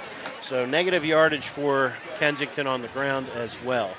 Yeah, and he's Panther still defense doing a job tonight. Yep, he's still getting stretched out, and that hurts. You can see how tenderly he's walking. That's a bad cramp. Yep. Very bad cramp. Let's hope the best here for Nasir Foreman and hope it's only a cramp. But, again, those are brutally painful. All right. Panthers will start here. Jake Kitchen in the huddle now at the 38-yard line, moving left to right here as we start this third quarter. No winds to speak of. Very still night and actually very pleasant night. The humidity's down a little bit. Temperatures, I don't know where they are now, maybe mid-70s. All right, here we go. 2 tight ends and a wing tee behind Kitchen. Who's under center. Turn and give is to Crawford off the right tackle. Bangs his way across midfield. First down yardage to the 47-yard line. 15 more for Anthony Crawford on his first tote of this second half. Again, Panthers averaged over 7 yards a carry as a team a week ago, and Crawford right about there right now. 11 carries for 79 yards with 11:30 and counting to play. Give him points for consistency. In the third quarter. All right, here we go. Austin Connor, wing to the left. 2 tight ends set again. 10 men in the box. A little confusion momentarily, but it sees Park. Crawford on a cutback. Oh, he was a shoelace away from breaking it. They'll take it down to the 32, 15 yards later. Beautiful cut for Crawford. He's got 30 yards already on his first 2 carries of the second half. Well, offensive line. It's funny. It looks like there's it looks really like they're Kensington's getting off the ball quickly. Kitchen maybe a little. I can't tell if it's him slow getting out from under center or if it's just. Yeah, I noticed the same thing. It looked like a jailbreak for a second, but they had it under control. I don't know. Maybe there's some kind of stunting going on. All right, here we go. We'll try again. 1st and 10 from the 32. Fuskus' wing to the left. They give it this time to Austin Connor. He delivers a blow, runs through over one man, and down inside the 20 to the 18. 14 more for Austin Connor. Panthers running with some purpose here and running angry on the first 3 carries in the second half. And I suspect they had a little conversation with Coach Clancy over at halftime, who was not happy with what he was seeing. Offensive line doing the job now as well, getting a good push. 2 tight ends. Fire ball to the right, Kauffman to the left on 1st and 10 from the 18. This is Crawford off left tackle, cuts inside, and he'll pick up a handful more. Spot him down near the 12. Brings up 2nd down and about 5 maybe, or so. Crawford now 13 carries, 100 yards. 2nd week in a row he's hit the century mark or better. So 9:55 and counting to play here in the 3rd quarter. Panthers started this drive at their 38, trying to add to a 22-16 lead. Kitchen in the huddle. 2nd down and call it 3. From the 12-yard line, Kitchen under center. Takes the snap, juggles it momentarily, and this is Connor again with a 1st down as he goes off the right side here down to the 6. Nice push there from Austin Connor. 4 carries, 24 yards. And look, for all of Kitchen's inexperience coming into tonight, he's got a bunch of seniors there in the backfield that can certainly help. A quartet of them with Crawford, Connor, Fuskus, and Nangle to help share the load back there. It's certainly has to feel good knowing he has some experience there with him. All right, 1st and goal to go now from the 6. Turn and give is to Crawford off the left side. He'll barrel his way into the end zone for the 3rd time tonight. Anthony Crawford. Anthony Crawford for the 3 touchdowns last week. He's matched that already with 8:51 to play here in the 3rd quarter. The Panthers rip off 62 yards on the ground on that scoring drive and now lead at 28-6, extra point pending. Well, that's what you wanted to see. You want to see a good, strong running game. Steyer on for his third extra point try of the night. Nangle spots it. Kick is away and good. Steyer 3 for 3 kicking it. 29-6. Strath Haven on top. We'll be back in just a moment. See if Kensington can answer as they get started in the second half on havenfootball.net.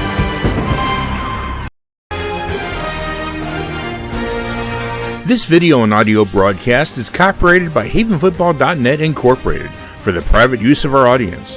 Any other use of these broadcasts or any pictures, descriptions, or accounts of the game without a havenfootball.net Incorporated's expressed written permission is prohibited.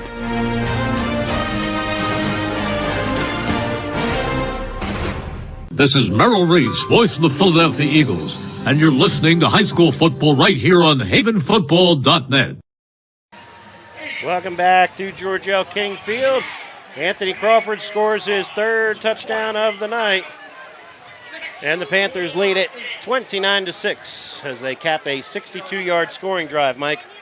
It was exactly what they needed. They were getting the ball back first. They had some bit of a struggle in the first half. Were not performing the way they wanted, and they came out and put together a drive exactly like they wanted, all on the ground and with eating up big yards per play. All right, Tim Steyer approaches and a high end-over-end kickoff. It'll come down to Santana, who catches it a catcher's crouch at the 7-yard line, has a little bit of room up the hash mark, and he's met finally out near the 27, 28-yard line by a host of tacklers, including Bob Fuskus and Matt Jones and Joe Natal down there as well. Good to see Natal back, who missed last week with an injury issue, and the senior defensive end and tight end contributing now on special teams as well. So, Kensington trailing 29-6, 8:41 to play here in the 3rd quarter. Long way to go, but trying to get something going in this passing game, which has been fairly efficient, 4 out of 6, but offensive line has had trouble protecting as well. Panthers with 4 sacks already. Pistol look on first down. They go option to the left this time. Toss play outside to Bennett, who, thought he was going to get away from a tackle at the moment, but shirt-tailed by Anthony Crawford, and then Chase Nangle comes in to clean up. And now Bennett is worse for the wear as well at the 34. So Crawford slowed him up had him by the shirt tail, and then Nangle's hit at the end may have caused the problem here for Bennett on the first carry of the second half. So Bennett, again, 7 carries in that first half for negative yardage. And now he's having some trouble with he's got cramps too, looks like. The lower leg. Let's hope his is only a cramp. Yep. All right, why don't we take a short time out, say thank you to our fantastic sponsors who've been with us for years, or maybe even a shorter time than that. But or again, just this year, right? Just this year. We have some new ones as well. But again, thank you to all of them. We'll appreciate their patronage of the Panthers on havenfootball.net. The Swarthmorean Weekly newspaper has partnered up with havenfootball.net. The Swarthmorean was established in 1893 and is a true community newspaper and covers the Wallingford-Swarthmore School District as well as events in Swarthmore, Wallingford, and surrounding communities. Get your copy every Friday at 320 Market or Swarthmore Co-op, or call 610-543-0900 for a mailed subscription. For all the local news, read the Swarthmorean every week. Hey fans, this is Todd Lights, public address announcer for the Los Angeles Dodgers, and you are listening to high school football right here at havenfootball.net. Jaheim Bennett goes off under his own power, but let's hope for the Kensington senior he's back in a hurry. Sorry, a junior, just an 11th grader, as he's had a solid game on defense as well, along with being their featured runner. All right, replacing him is Tymir Sturdivant early. He is the halfback, 3 wide receivers to the right, 1 to the left. On second down and 7, rolling is Slavinsky. Eyes downfield, dumps it underneath, incomplete. Looking for number 4, Nasir Simmons, but just off the mark, and it brings up 3rd down and 7. James Fisher was closing fast in coverage for the Panthers. From the 33, Jason Williams will check out. Anthony Crawford goes to the nose here to rush the passer. And looks like Fuskas and Kauffman are your linebackers. Panthers with a nickel look here. All right. 3rd down and 7. Kensington trying to avoid a 3-and-out. They go with a bunch formation to the left. Single receiver to the right. Slavinsky's back. They fired underneath on the bubble screen. It's complete, and this is Callaway with room down the sideline. Went inside and bounced it back to the sideline.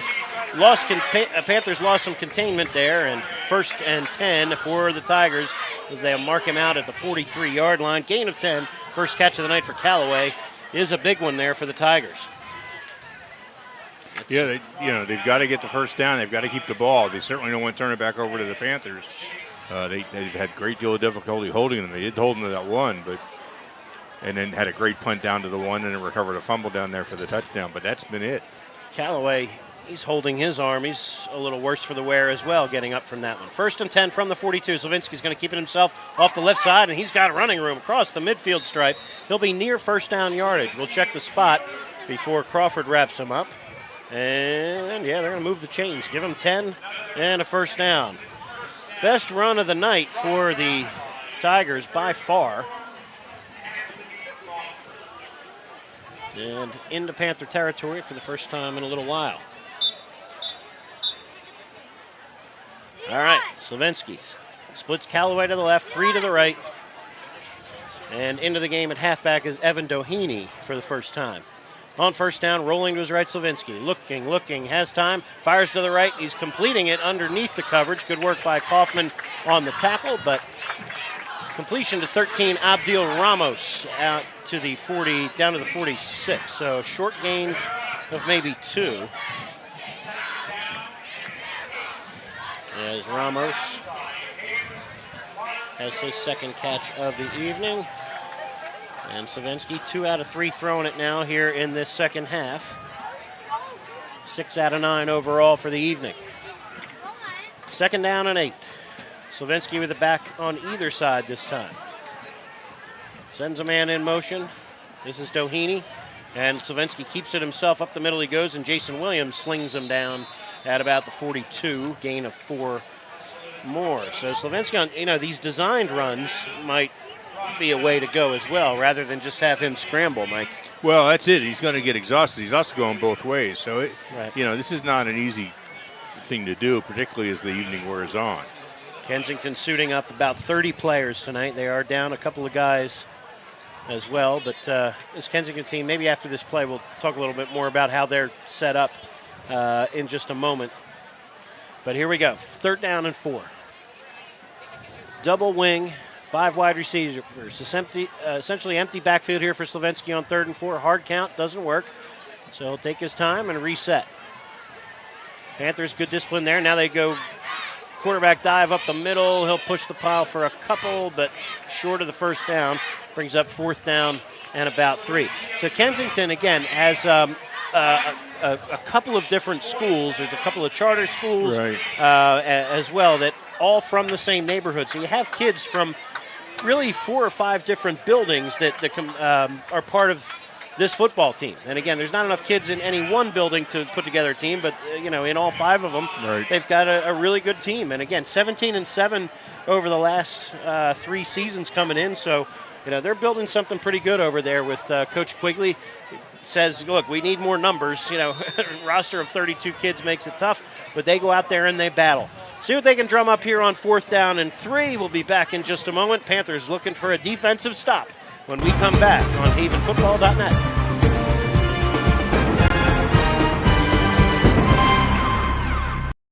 Do you have slow-running drains? Are you thinking about selling your home or property? If so, go to scarpignatoplumbing.com and schedule a technician. They are the area's only small plumbing company to offer in-house trenchless sewer and water main repairs. They also offer sewer lateral certifications for the surrounding communities. From faucets to water heaters, they can handle all your plumbing needs. Give them a call at 484-832-5566. This is Keith Jackson reminding you you're listening to high school football right here on havenfootball.net. 4th down and 3 as we return here to 3rd quarter action on havenfootball.net. Kensington trying to make something happen here, trailing 29-6, but in Panther territory at the 41. On 4th and 3, Slavinsky sends a man in motion to his left. He's looking that way on 4th down. Steps up, running out of time now. Can they get him? He's hit. Ball is loose. Vinny Hales with a sack, and the Panthers have recovered. Sack and a forced fumble for Hales, and it's a silver and black jersey on top of it at the line of scrimmage. Who's that on top of it? 34, that's Crawford on top of the football. Vinny Hale's 2nd sack of the night. And the Panther defense forces another turnover. Well, get the offense right back on the field there, and Hales, just a sophomore, makes a big-time play right there. So Crawford with the fumble recovery. He forced a fumble last week against Interboro to go with his 13 tackles. Give it a loss of 2, and then the fumble forward went to Crawford, and now 1st and 10 for the Panthers. From their own 41, A-gap blitz coming, and back to pass is Kitchen. He fires in, complete on the wheel route. They tried to go for the home run there after the turnover. Bob Fuskas, your intended receiver. Coverage was not bad that time by the linebacker number 13, Abdil Ramos. And Kitchen, just a little too much on that one, brings up 2nd and 10. So, Panthers, twice after turnovers, have tried to get it downfield in the passing game for a quick score. Well, I'm impressed he's trying to pass. I mean, Kitchen's obviously got some talent, so. 2 tight ends and a wing T behind Kitchen on 2nd and 10. From the 41, back to Crawford they go. He's got running room across the 45, still on his feet. Leans forward to the 47, 48-yard line maybe. So hard to bring down. Crawford at 210 pounds, 6 foot, maybe 5'11". We'll see. I'd have to ask him. But he's a load to bring down. Terrific wrestler as well. He's excited for that. That's going to be a fun team to watch this year. Strath Haven Wrestling. They've got a lot of talent coming back there. Many of them on this football field tonight. 3rd down and 3. From the 47, under center is Kitchen. Gives to Fuskas off the left side. He's got some running room and first down yardage, I believe. We'll Very see. close. Give him the 4. If they give him the 49, that should move the chains. Fuskas picks up 4 as they'll move the chains. Nice work there. Fuskas, 58 yards on 5 carries in the first half. That's his first toe to the second half. So, another Strath Haven wrestler. All right, from the 49-yard line, first down and 10. A couple substitutions here for Kensington. Nope. Cummings is coming back on there. Simmons, rather, coming back on. He might need a breather, but we'll see. Motion man is Austin Connor, and they go toss play to this near sideline. Crawford sheds one tackle and then loses his footing as he cut across the 50-yard line. He's upset with himself there. Felt like he had some room to run. But he got tripped up to begin with. Did well to make that first man miss, and second down and 8 upcoming after the fullback toss. 3:20, 3:19 and counting to play here in the fast-moving third quarter.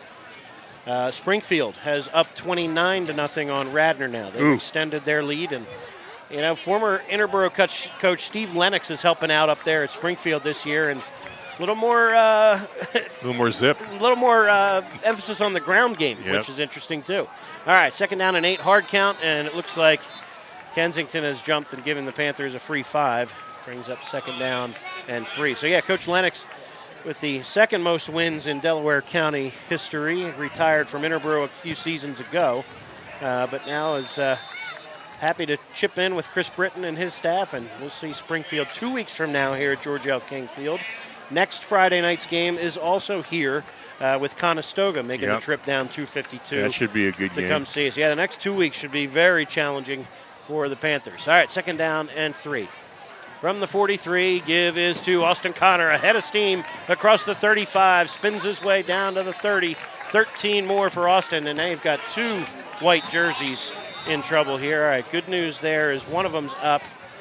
That's Tyler Slavensky's okay, but now you've got another injury here for Kensington, and this is what you always worry about with the teams that have fewer players, right? Strath Haven was in this boat for years. When you just suit up fewer kids, you have more kids playing both ways, offense, defense, and special teams. You can start to wear down, especially on a hot night like this. You got that, and depending on, and I have no idea what Kensington does for conditioning, but that makes a huge difference as well. If you don't put in the workouts and you don't try to condition yourself, boy, you get one of these warm early season nights. It is very tough to get the body to respond. Well, and this week in particular is especially challenging for Kensington. The policy of the Philadelphia School District is because there are so many school buildings without air conditioning, if classroom temperatures reach 90 degrees, they stop school for the afternoons. There were 2 days this week where the kids were let out early and these guys couldn't practice. So, again, there are some challenges that this team faces that a lot of other schools around here don't have to worry about, but these kids, I have to give it to them, they get out here and battle. They are fighting, and almost every one of them is playing both sides of the ball plus special teams.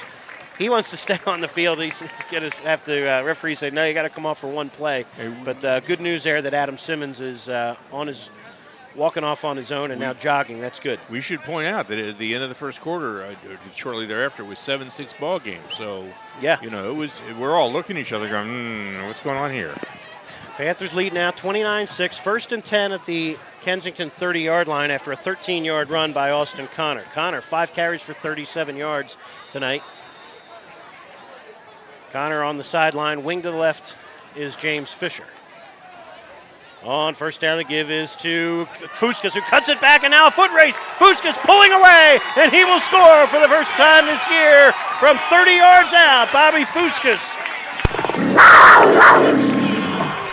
Beautiful cutback right there by Fuskas. Good vision, cutting that back to his right. Got good blocking from Fisher and Billy Brown on the left side, and the center, Carter Law, and Fuskas with an exclamation point right here.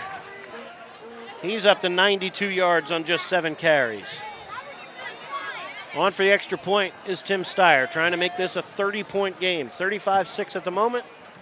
Steyer looking to go 4 for 4 on the night. Chase Nangle will hold. Snap from Menaker is a good one. Ball spotted, kick is away, and good.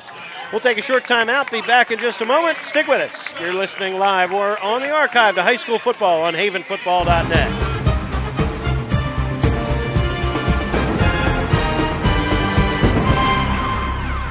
Selling or buying a home is serious business, and for serious business the key to your success is to work with an experienced agent. Sandy McCulley has over 20 years of real estate experience and is a seller representative specialist as well as a certified residential specialist. Sandy specializes in Delaware County real estate.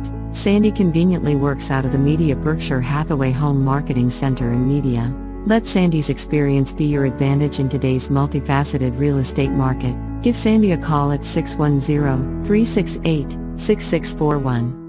This is Merrill Reese, voice of the Philadelphia Eagles, and you're listening to High School.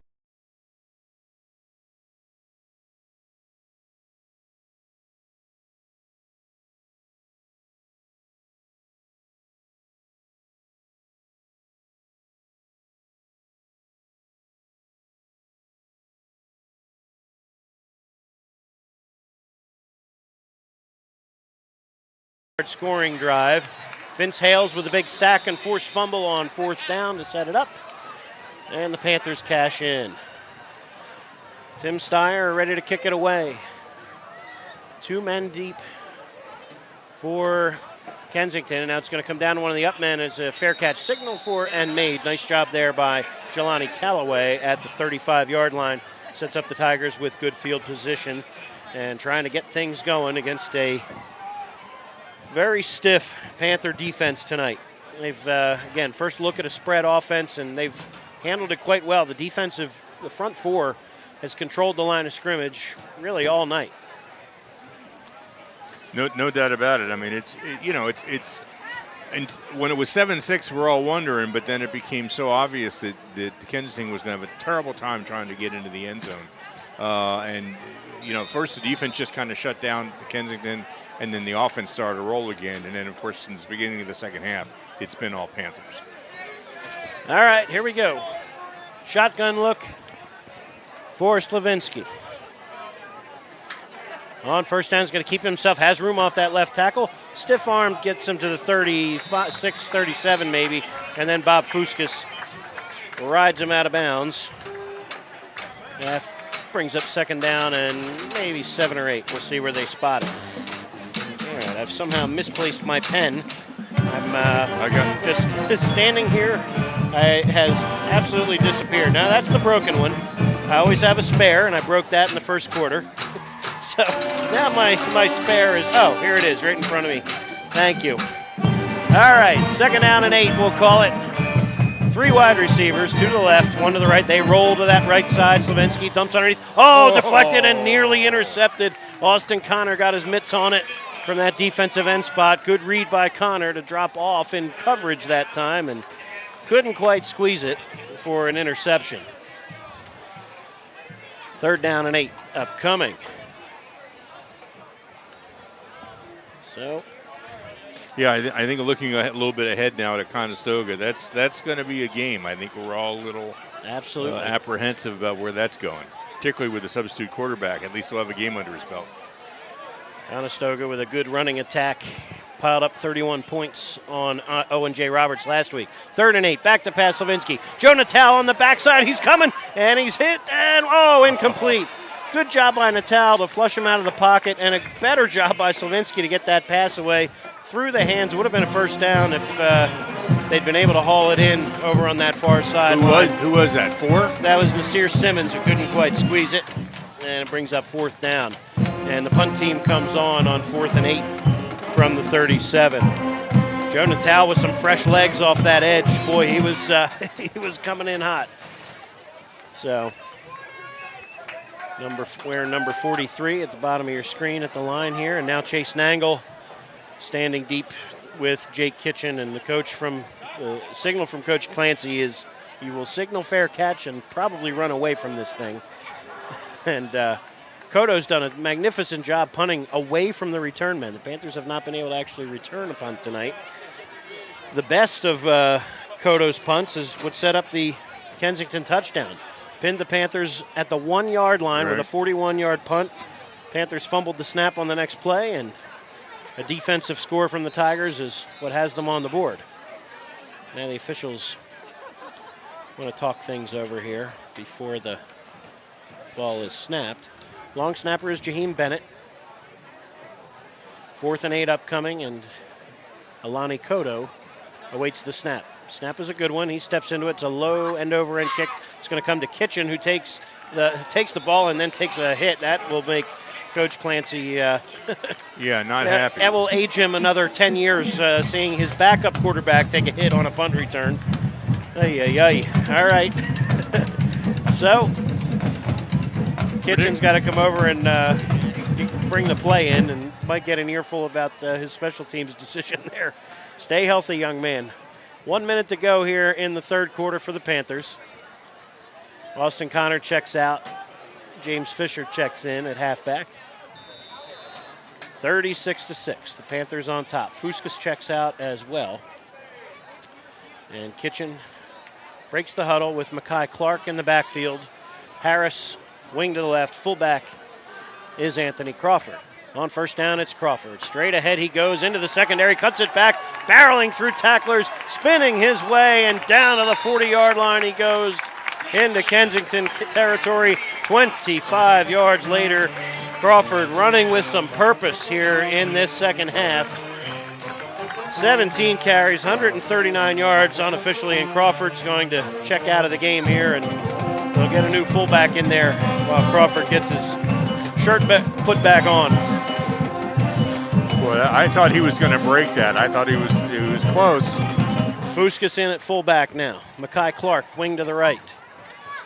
Fisher is your halfback. He has it on the carry. And James Fisher, who broke a long touchdown run in the JV game last Saturday morning, he runs it down to about the 30. He's near first down yardage. We'll see where they spot this one. Yep, give him 10 and a first down. So the sophomore expecting big things from him, not only this year, but in the years ahead. And now he comes off needing to catch his breath. So Panthers now 12 seconds, 11 seconds, 10 seconds to go. They have 12 minutes now of football to play in regulation here.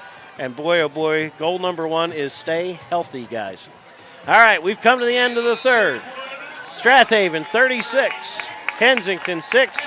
12 minutes to go here in regulation. We'll be back to bring it to you right here on havenfootball.net.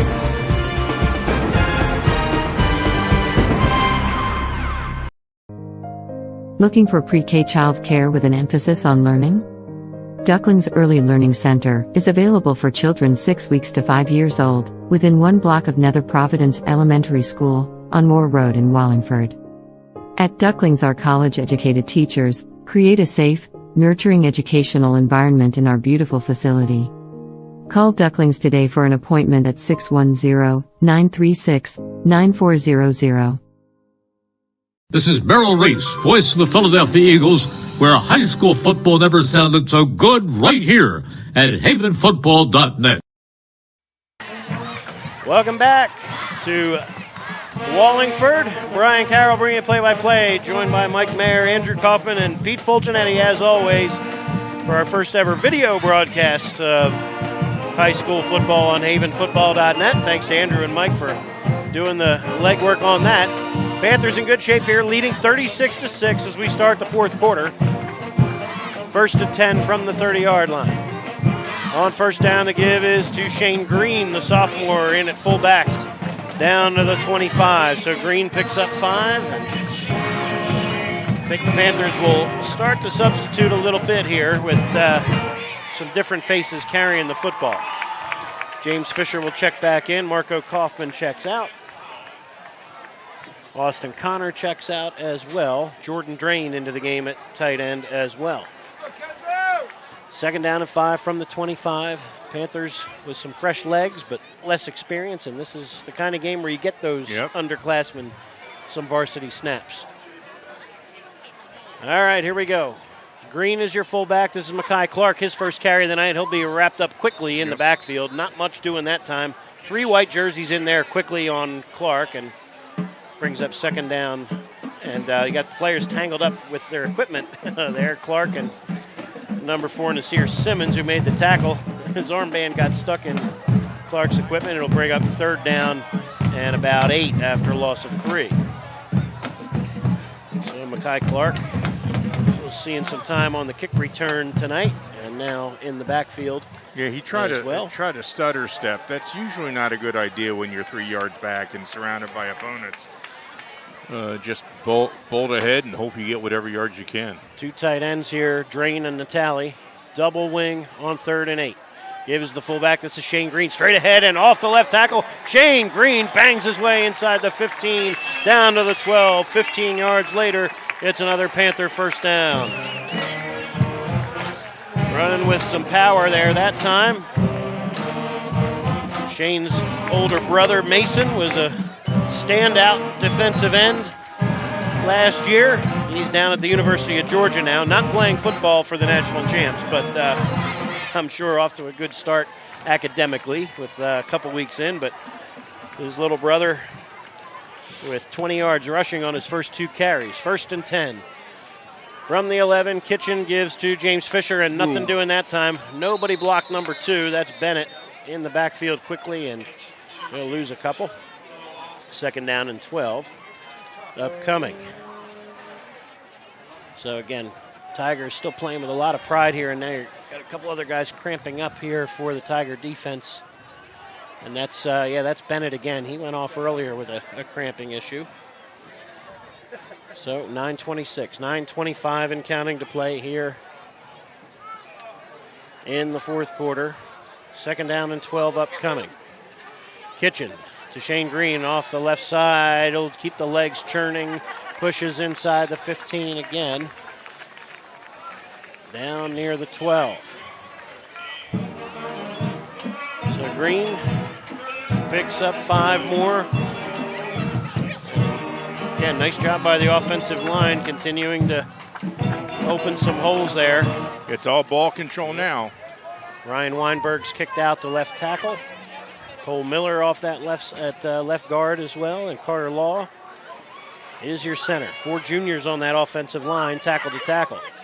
3rd down and 9, A-gap blitz, and Kitchen went with the long count and caught the Tigers with another encroachment penalty. He'll shorten things considerably here. 3rd down and 4 feels much more manageable. I can't tell you how many times I tried to train kids, linemen, defensive linemen. Ignore the count. Don't listen. Just look at the ball. That's all you need to worry about.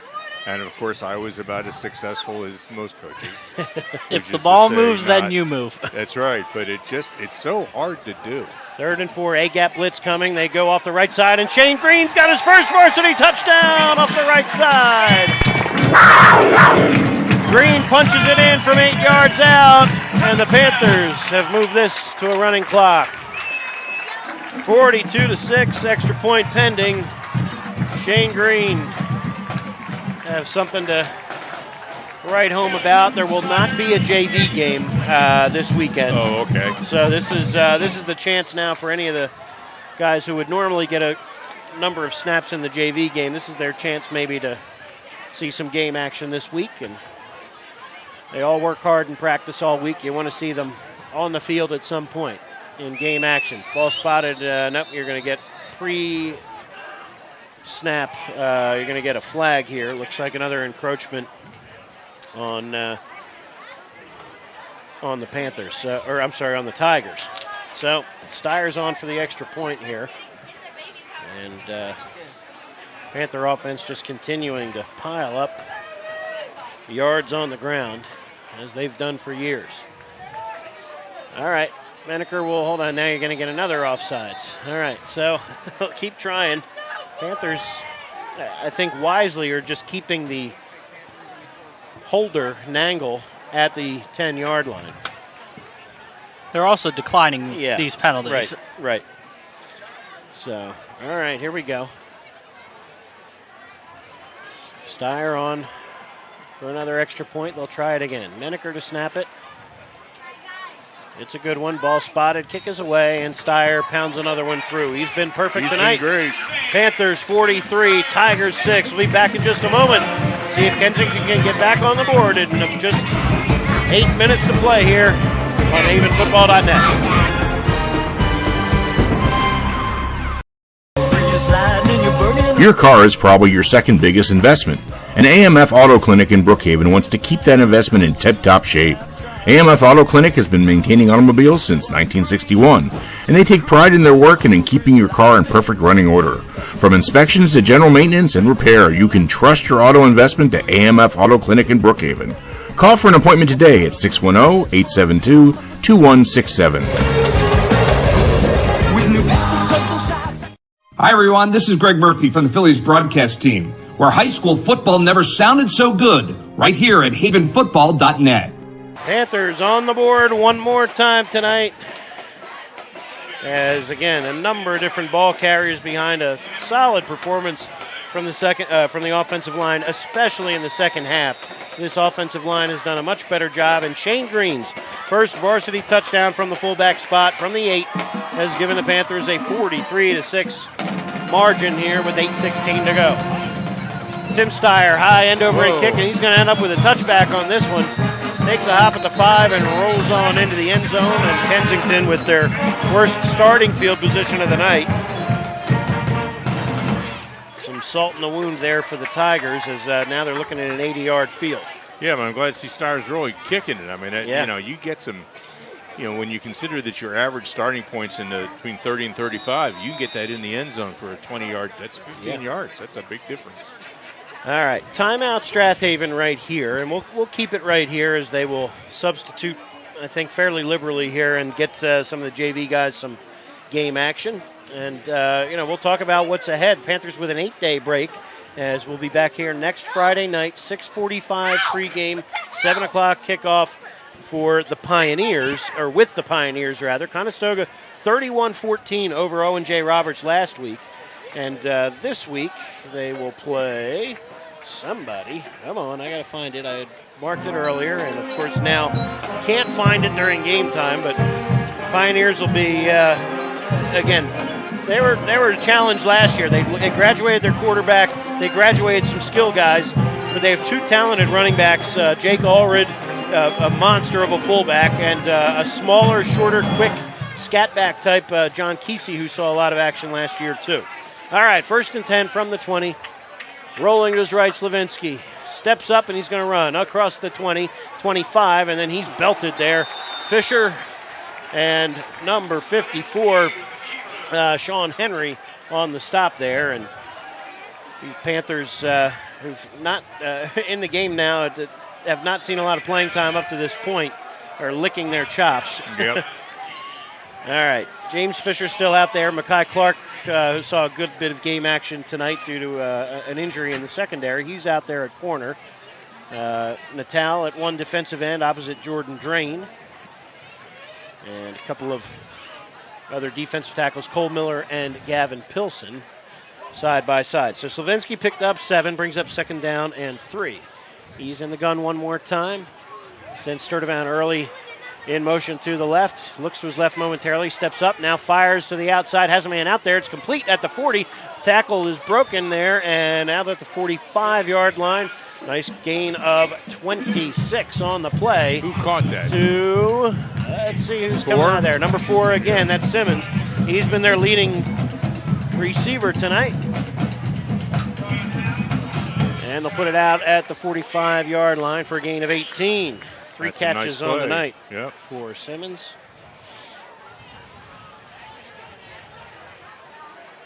All right, 47 yards receiving on those 3 catches for Simmons. It's 1st and 10 for Kensington. Clock continues to tick. Scoring plays or timeouts are really the only things that will stop the clock at this point with a 36-point margin. Slavinsky on the quarterback draw. 1st down carry out to the 46, 47-yard line maybe. See when they unpile. In on the stop for the Panthers, number 43, Joe Natal. And they'll put it out at the 48-yard line. Gain of 6 on the play for Slavinsky. He's into positive yardage now on the evening. So the Panthers, again, tremendous job with the run defense tonight against this spread offense. Looking at 3 wide receivers and 1 to the right as well. Give inside. This is Doheny, his first carry of the evening. Evan Doheny crosses the midfield stripe and into Strath Haven territory at the 48. 5:40 and counting to play here in regulation. Looks like Springfield will do the job again tonight. They were leading, last we saw, 36-0 over Radnor, so they have a running clock circumstance as well. Springfield will be here in 2 weeks, looking to avenge a last-second loss to the Panthers a year ago over on Leamy Avenue. Here, 3rd down and 3. Slavinsky. Give inside to the tailback, and he'll push his way across the 45. Good 2nd and 3rd effort there. I believe that's Bennett. Let's see as they unpile. Who had that football? I'm going to put Bennett down. No, I'm sorry. It's 22. 22. Sturdivant early on the stop. Or on the carry, rather. Panthers looking at a hurry-up offense now. Now they fire to the flat. This is complete here to Simmons, who's nowhere to go there. Nice job there by James Fisher, keeping containment, forcing him back to the inside where he had help coming. And a bunch of Panthers make their way over there, including Sean Henry. So Simmons loses a couple on the play. And you're going to end up with another injury timeout here, I believe, for Kensington. So we'll take one with them. Clock stops with 4:17 to play here in regulation. Strath Haven leading big. Glad you joined us live or on the archive on havenfootball.net. Welcome to Allstate, where everyone saves when they bundle their home and auto insurance. Isn't that right, Frank? I saved 25%. Booyah. You protected your casa? Sure did. And the Frank tank? You know it. And now you're relaxing. I'm working from home. Sure you are. Save up to 25% when you bundle home and auto with Allstate. Your local Allstate agent is Steve Taub in media. Give him a call at 610-566-3500. This is Keith Jackson. You're listening to High School Football right here on havenfootball.net. Welcome back to Wallingford. Strath Haven 43, Kensington 6, with just a little over 4 minutes to play here in regulation. And another injury issue here for Kensington, unfortunately. Noah Santana will walk off under his own power, so that's a good sign. But again, he's been busy tonight as a wide receiver, as a corner, and in the special teams game. When you only have 30 guys in your team, everybody's pretty busy. Yep. 2nd down and 12 upcoming here for the Tigers, moving left to right. So Kensington with a what they hope to be a little bit of a different schedule, or we don't want to say a break in the schedule, but maybe an easier path over the next couple weeks. Academy of Palumbo, Kip Du Bois, and Roxborough over the next 3 weeks. I think this team will be more than competitive. 2nd down and 12. Sturdivant early, goes in motion to the left. They look to float it to him momentarily, but now stops, fires back across the middle. It's intercepted. Shane Green picks it off. He's across the 50, 45-40. Green with the room down the sideline, needs one more block. Cuts it back, and he's dropped at the 15-yard line. But Shane Green forces another turnover. Good set of hands there on the sophomore. And a big-time return as the Panthers in the red zone again. Well, I thought they were going to float that out to the flat to Sturdivant early, and Slavinsky wanted something a little bit bigger and better, and unfortunately for him, it's his 2nd interception of the night. And nice work there by Shane Green to run it back to the 16-yard line. Matt Jones checks in at quarterback for the Panthers. Fisher, Clark check out along with 68 Carter Law, so you're getting some substitutions here on the line as well. Alex Gustafson is in there at tackle. Gavin Pilson in there as well at the guards, at the right guard spot. Green is your fullback. Evan Menaker is your halfback right behind him. 10 men in the box for Kensington on 1st and 10. And straight up the middle, this is Matt Jones into the end zone. Quarterback keeper as they put 10 in the box, and he says, well, I'll go right through the empty A gap. And Matt Jones takes it in from 16 yards out, and the route is continuing, unfortunately. unfortunately for Kensington, it's gone from bad to worse. 49-6 is your score at the moment. And Matt Jones, another sophomore who missed his freshman season with an injury, and good to see him back on the field. His father was Strath Haven alumni, Isaac, and Uncle Mark. People have heard of him as well. All right, high end-over-end kick is up and through for Tim Steyer. And your score, Strath Haven 50, Kensington 6. Be back in just a moment, right here on havenfootball.net.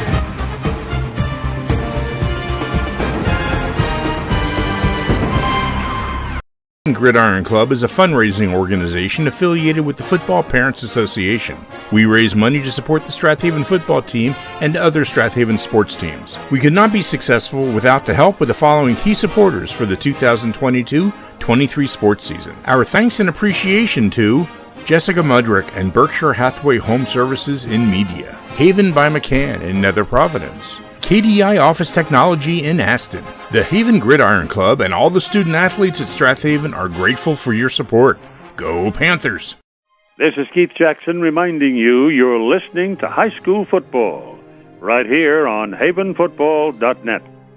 50, Kensington 6 with 3:01 to play here in the fourth quarter. A pair of sophomores set up the last score there. Shane Green with an interception and return all the way to the 16-yard line, and then Matt Jones with a quarterback keeper takes it in. End over end kick for Steyer. It's going to take a hop and roll into the end zone, his second touchback in a row, as Nasir Simmons decided to let that one bounce, and Kensington starts at their own 20 with exactly 3 minutes to play here in regulation. So running clock circumstance, and again, I said right before our break, Kensington with Academy of Palumbo, Kip DuBois, and Roxborough, those are all games that they should be absolutely competitive, and I wouldn't be surprised if they were sitting at 3-2 in a couple 3 weeks from now. So again, you're going to get a timeout on the field here. I think Kensington timeout. Kensington wants to talk it over and say, right, look, well, let's take care of the ball. We hope you're enjoying our video broadcast. We've had some, issues, minor. Number one, the huddle camera, which is automatic, was way off time, so we didn't use that for a while. We've been using it all. We've been using it a little bit here in the second half. And Andrew's been a little overwhelmed. We didn't get quite as many instant replays in as we'd like, but hopefully you've enjoyed those. I think everything else has worked fairly well. Certainly it was great to have the band on air, and you guys get to take a look at the halftime show. Of course, we'd rather have you here as much as we love you watching our stuff. So I hope it's been good. Send us some love or criticisms if you got them. We can take it. We're tough. That's right. Here we go. All right, here we go. Kensington trying to get something going here with 3 minutes to go. All right, give is on the jet sweep here to Nasir Simmons, who slips out of one tackle, comes back to this near sideline, and is wrapped up by Mackay Clark and Jordan Drain. So a lot of work for a 3-yard gain, but again, no quit in the Kensington kids. Got to hand it to them. They battled all night. Well, good teams always work no matter how bad the score is because that's what they do. And, I'm glad to see it. And here you got a injury issue here for the Panthers now. Sean Henry seems to be shaken up, and we'll keep an eye on that. I think, goodness, I said it at the start of the fourth quarter. You just want to finish the game healthy for both teams at this point. It's a hot, warm night. You see the cramping issues that Kensington has had for the most part, but Panthers are coming out of here a little dinged up as well. We've not seen Aiden Sutherland since he went out early in the first quarter. Now Sean Henry seems to be, they're checking on him. So he's going to come off under his own power. That's a good sign. But my guess is his night might be finished with just over 2 minutes to play. Yep. Hopefully he's okay moving forward. Give him a little rest. Yeah, good-sized crowd over at Strath Haven side. Not a whole lot over at Kensington, but considering it's still not school started yet, and we have a lot of people lined up on the side around the corners and stuff of the field. So about 800 people here, 900 people here. Second down and 7 upcoming for Kensington. 2 backs, one on either side of Slavinsky, who's in the gun. He's going to keep it himself. Straight up the middle he goes. He has some running room, and he has first down yardage across the 30. And this will be 1st and 10 for Kensington out to the 34-yard line. Gain of 11 as Slavinsky starting to find some positive yardage after a tough first 3 quarters. Inside of 2 minutes to play now as the Panthers looking to go to 2-0 and take that unblemished record into next week in a huge Central League tilt. The Central League opener, in fact, with Conestoga. The week after that is Springfield. Springfield, if anybody's watching, look, they're tearing some people apart. 2 shutouts in a row. They've not been scored on. O'Hara last week, and now Radnor shut out tonight. Back to pass on first down. New quarterback in the ballgame. It's floated up there, and Mekhi Clark is in coverage and knocks it away near the midfield stripe. And then you're going to get a flag, I think, post-play. So it's not during the play. My guess is you might end up with another unsportsmanlike call here. Who is that, number 4? It was receiver? Yes, that was Simmons out in the pattern and coming in at quarterback, throwing the football and also taking a big hit. Number 8 is 9, actually. Number 9, yeah. That's Nasir Foreman, the freshman, and he went out earlier with that cramping issue. But he's. What was the call on the flag? Waiting to see it, I think. No, they just signaled unsportsmanlike on Strath Haven. That's interference. That's interference. Okay. Well, Clark looked to have pretty good coverage, but I guess he arrived a little early and. Ball at the 49-yard line, and now another cramping issue, unfortunately, for Kensington, as number 58, John Carbonaro, will take a seat and get some attention here. So 1:02, 62 seconds to play here, and Panthers will look to line it up at midfield here momentarily, but Kensington, they're going to battle. They're going to keep battling here to the end as long as they have the football. So Panthers starting to gather the team close to the 50-yard line and hope for a post-game handshake sooner rather than later. But boy, it's wearing these kids out here. Yeah, well, they got a long weekend, although they are having practice on Monday. I always thought they were doing this so everybody could take off for the weekend. Yeah, well, they still have to prep for the next game on Friday. No, I understand, So practice on Monday, but the Panthers will try to get a little bit healthier leading into next week's tilt with the Pioneers. So we will keep you posted with scores and stats and play of the game and a whole lot more in the days ahead. Busy weekend, and my grandson, of course, playing football. I found out today that he was second-string running back in varsity. For him, that was very good because the kids are all older than he is.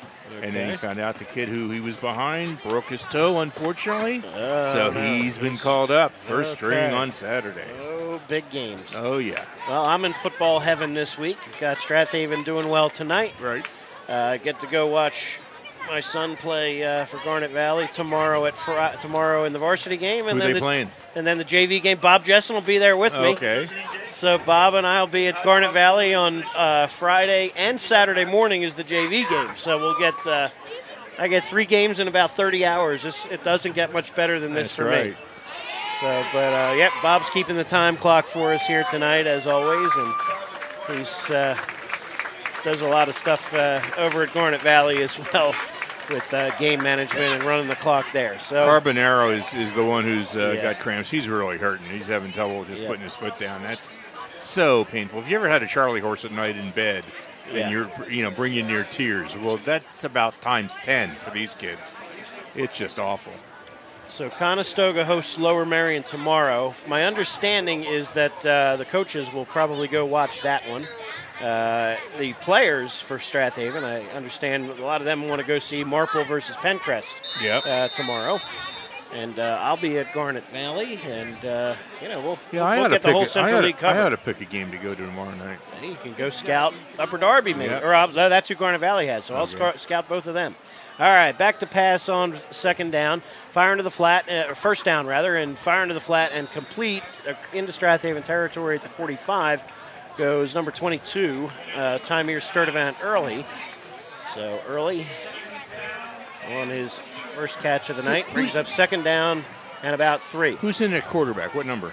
It looks like 9. Number 9 is 4. No, that's not 9. That his ball is loose.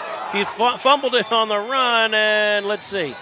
Again, it's a Strath Haven fumble recovery with 14 seconds left, and recovery by number 76, Jack Doherty, the senior, pounces on it for the Panthers, and that should about do it. With a running clock, the Panthers will not need to snap it again. And again, heck of a job by the Panthers tonight. Heck of a job by Kensington to battle to the end. But Panthers running game just a little too much tonight. 50-6 is your final, and the Panthers will roll into Week 3 unblemished at 2-0. Stick with us. We'll be back in a moment to wrap up our broadcast tonight. Glad you're listening. Live or on the archive on havenfootball.net.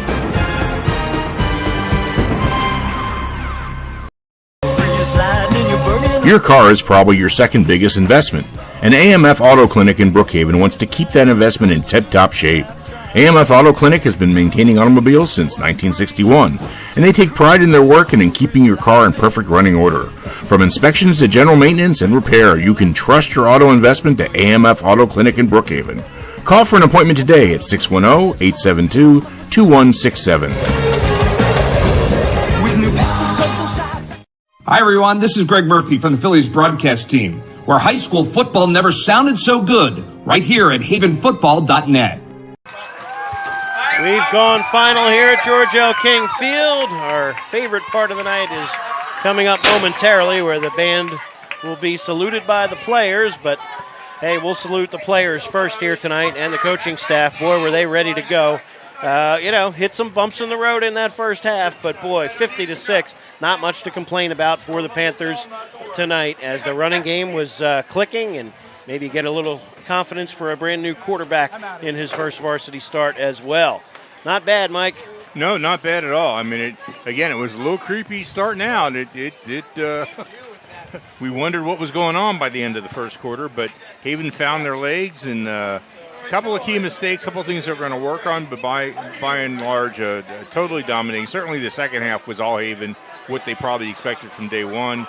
And, Kensington's got some issues, but a small crew is obviously a problem. Only 30 players right now, but by and large, boy, they kept fighting, and they were fighting hard. When they got aggressive in the beginning of that game, when they started to turn it on around the end of the first quarter, beginning of the second, Haven was in a scrap, and they knew it. And until Haven started to pull away, there was a lot of, I think, people catching their breaths around here trying to figure out what's going on, including Coach Clancy. Well, again, you want some bumps in the road at some point or another. The kids have to have some adversity, and again, were challenged last week by Interborough. That Interborough team's going to win more than a handful of games this year, and that was an excellent first week test. Tonight, tested in that first half, had a little bit of trouble, and again, pulled away at the end. Just outmanned and outgunned were the Tigers. So Kensington falls to 0-2. Panthers move to 2-0, but both should look to get a win next Friday night. So, speaking of next Friday, 6:45 p.m., we will be on the air on havenfootball.net, hopefully with audio and video. If all went well tonight, we'll go do it again. So thanks again to Andrew and Mike for all the energy and effort in putting the video product together. And, any feedback you can give us, we'll be happy to hear it. We'll take it, and I cry easily, but don't be offended. It's all right. I can do it. Thanks again to Pete Fulginiti for the spotting and halftime chatter, as always, to Pat Clancy for getting us set up in the booth. And, again, great job by Andrew and Mike getting things produced. One more time, and before we sign off, the Panthers pulling away tonight. Strath Haven 50, Kensington 6. We're signing off until next Friday night. We'll be hosting the Pioneers on havenfootball.net. This is Brian Carroll signing off. Good night, everyone, and great football. Your car.